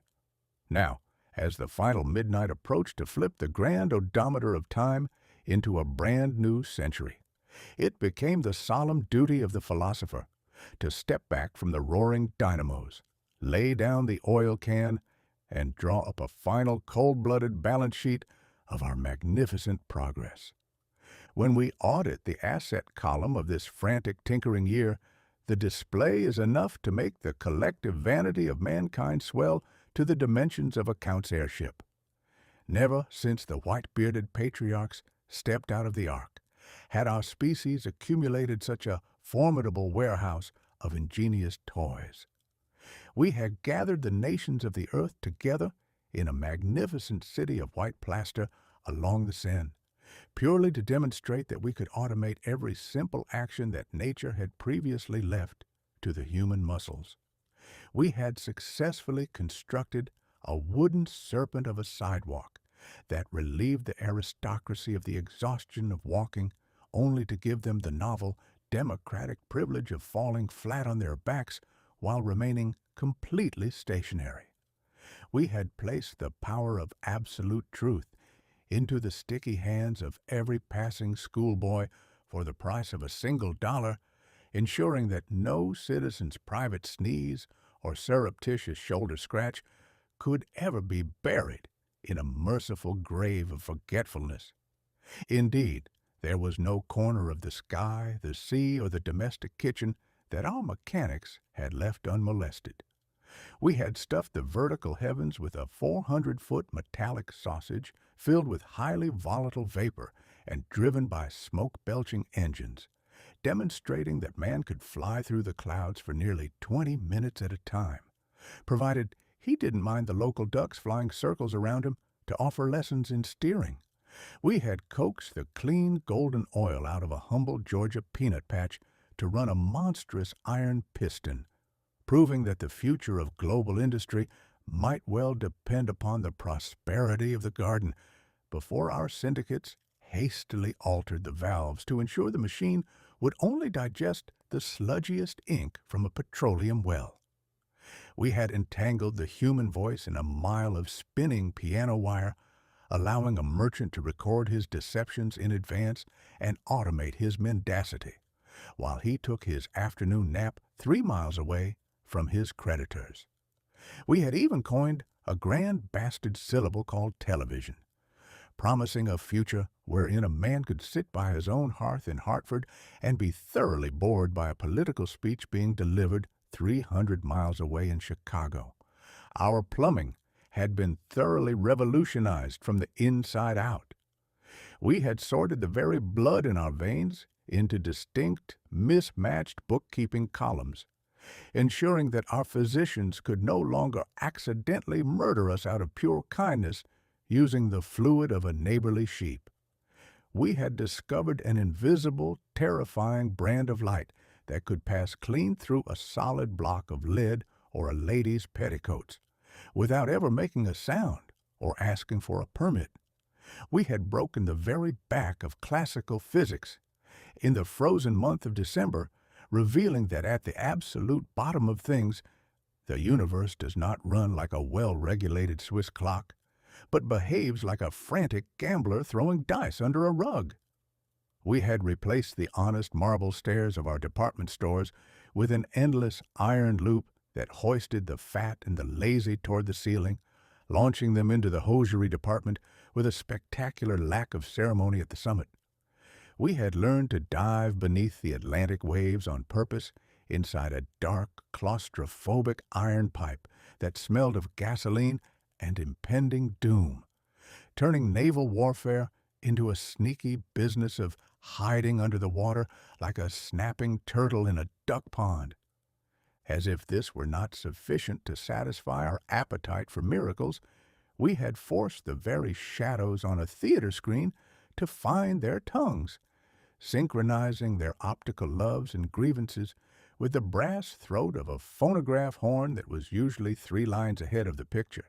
We had compressed a sovereign remedy for our hangovers and our headaches into a neat, tasteless little white button, providing a cheap chemical pardon for the sins of overwork and bad cooking. We had rattled the ether of the world with magnificent spark gap explosions, sending our stock prices and shipping news whispering through the ocean fog without the expense of a wire. We had manufactured a glittering fabric out of highly educated sawdust that looked precisely like the luxury of the Orient until it encountered a summer shower, whereupon it would stretch until it could comfortably fit a family carriage horse. We had turned the independent farmer into a factory superintendent, utilizing a massive, steel-plated monster pulled by 30 mules to eat a county's wheat field before breakfast. We had packed the lightning into a pocket-sized tube of vulcanized fiber to shoot beams of captive noon into our cellars.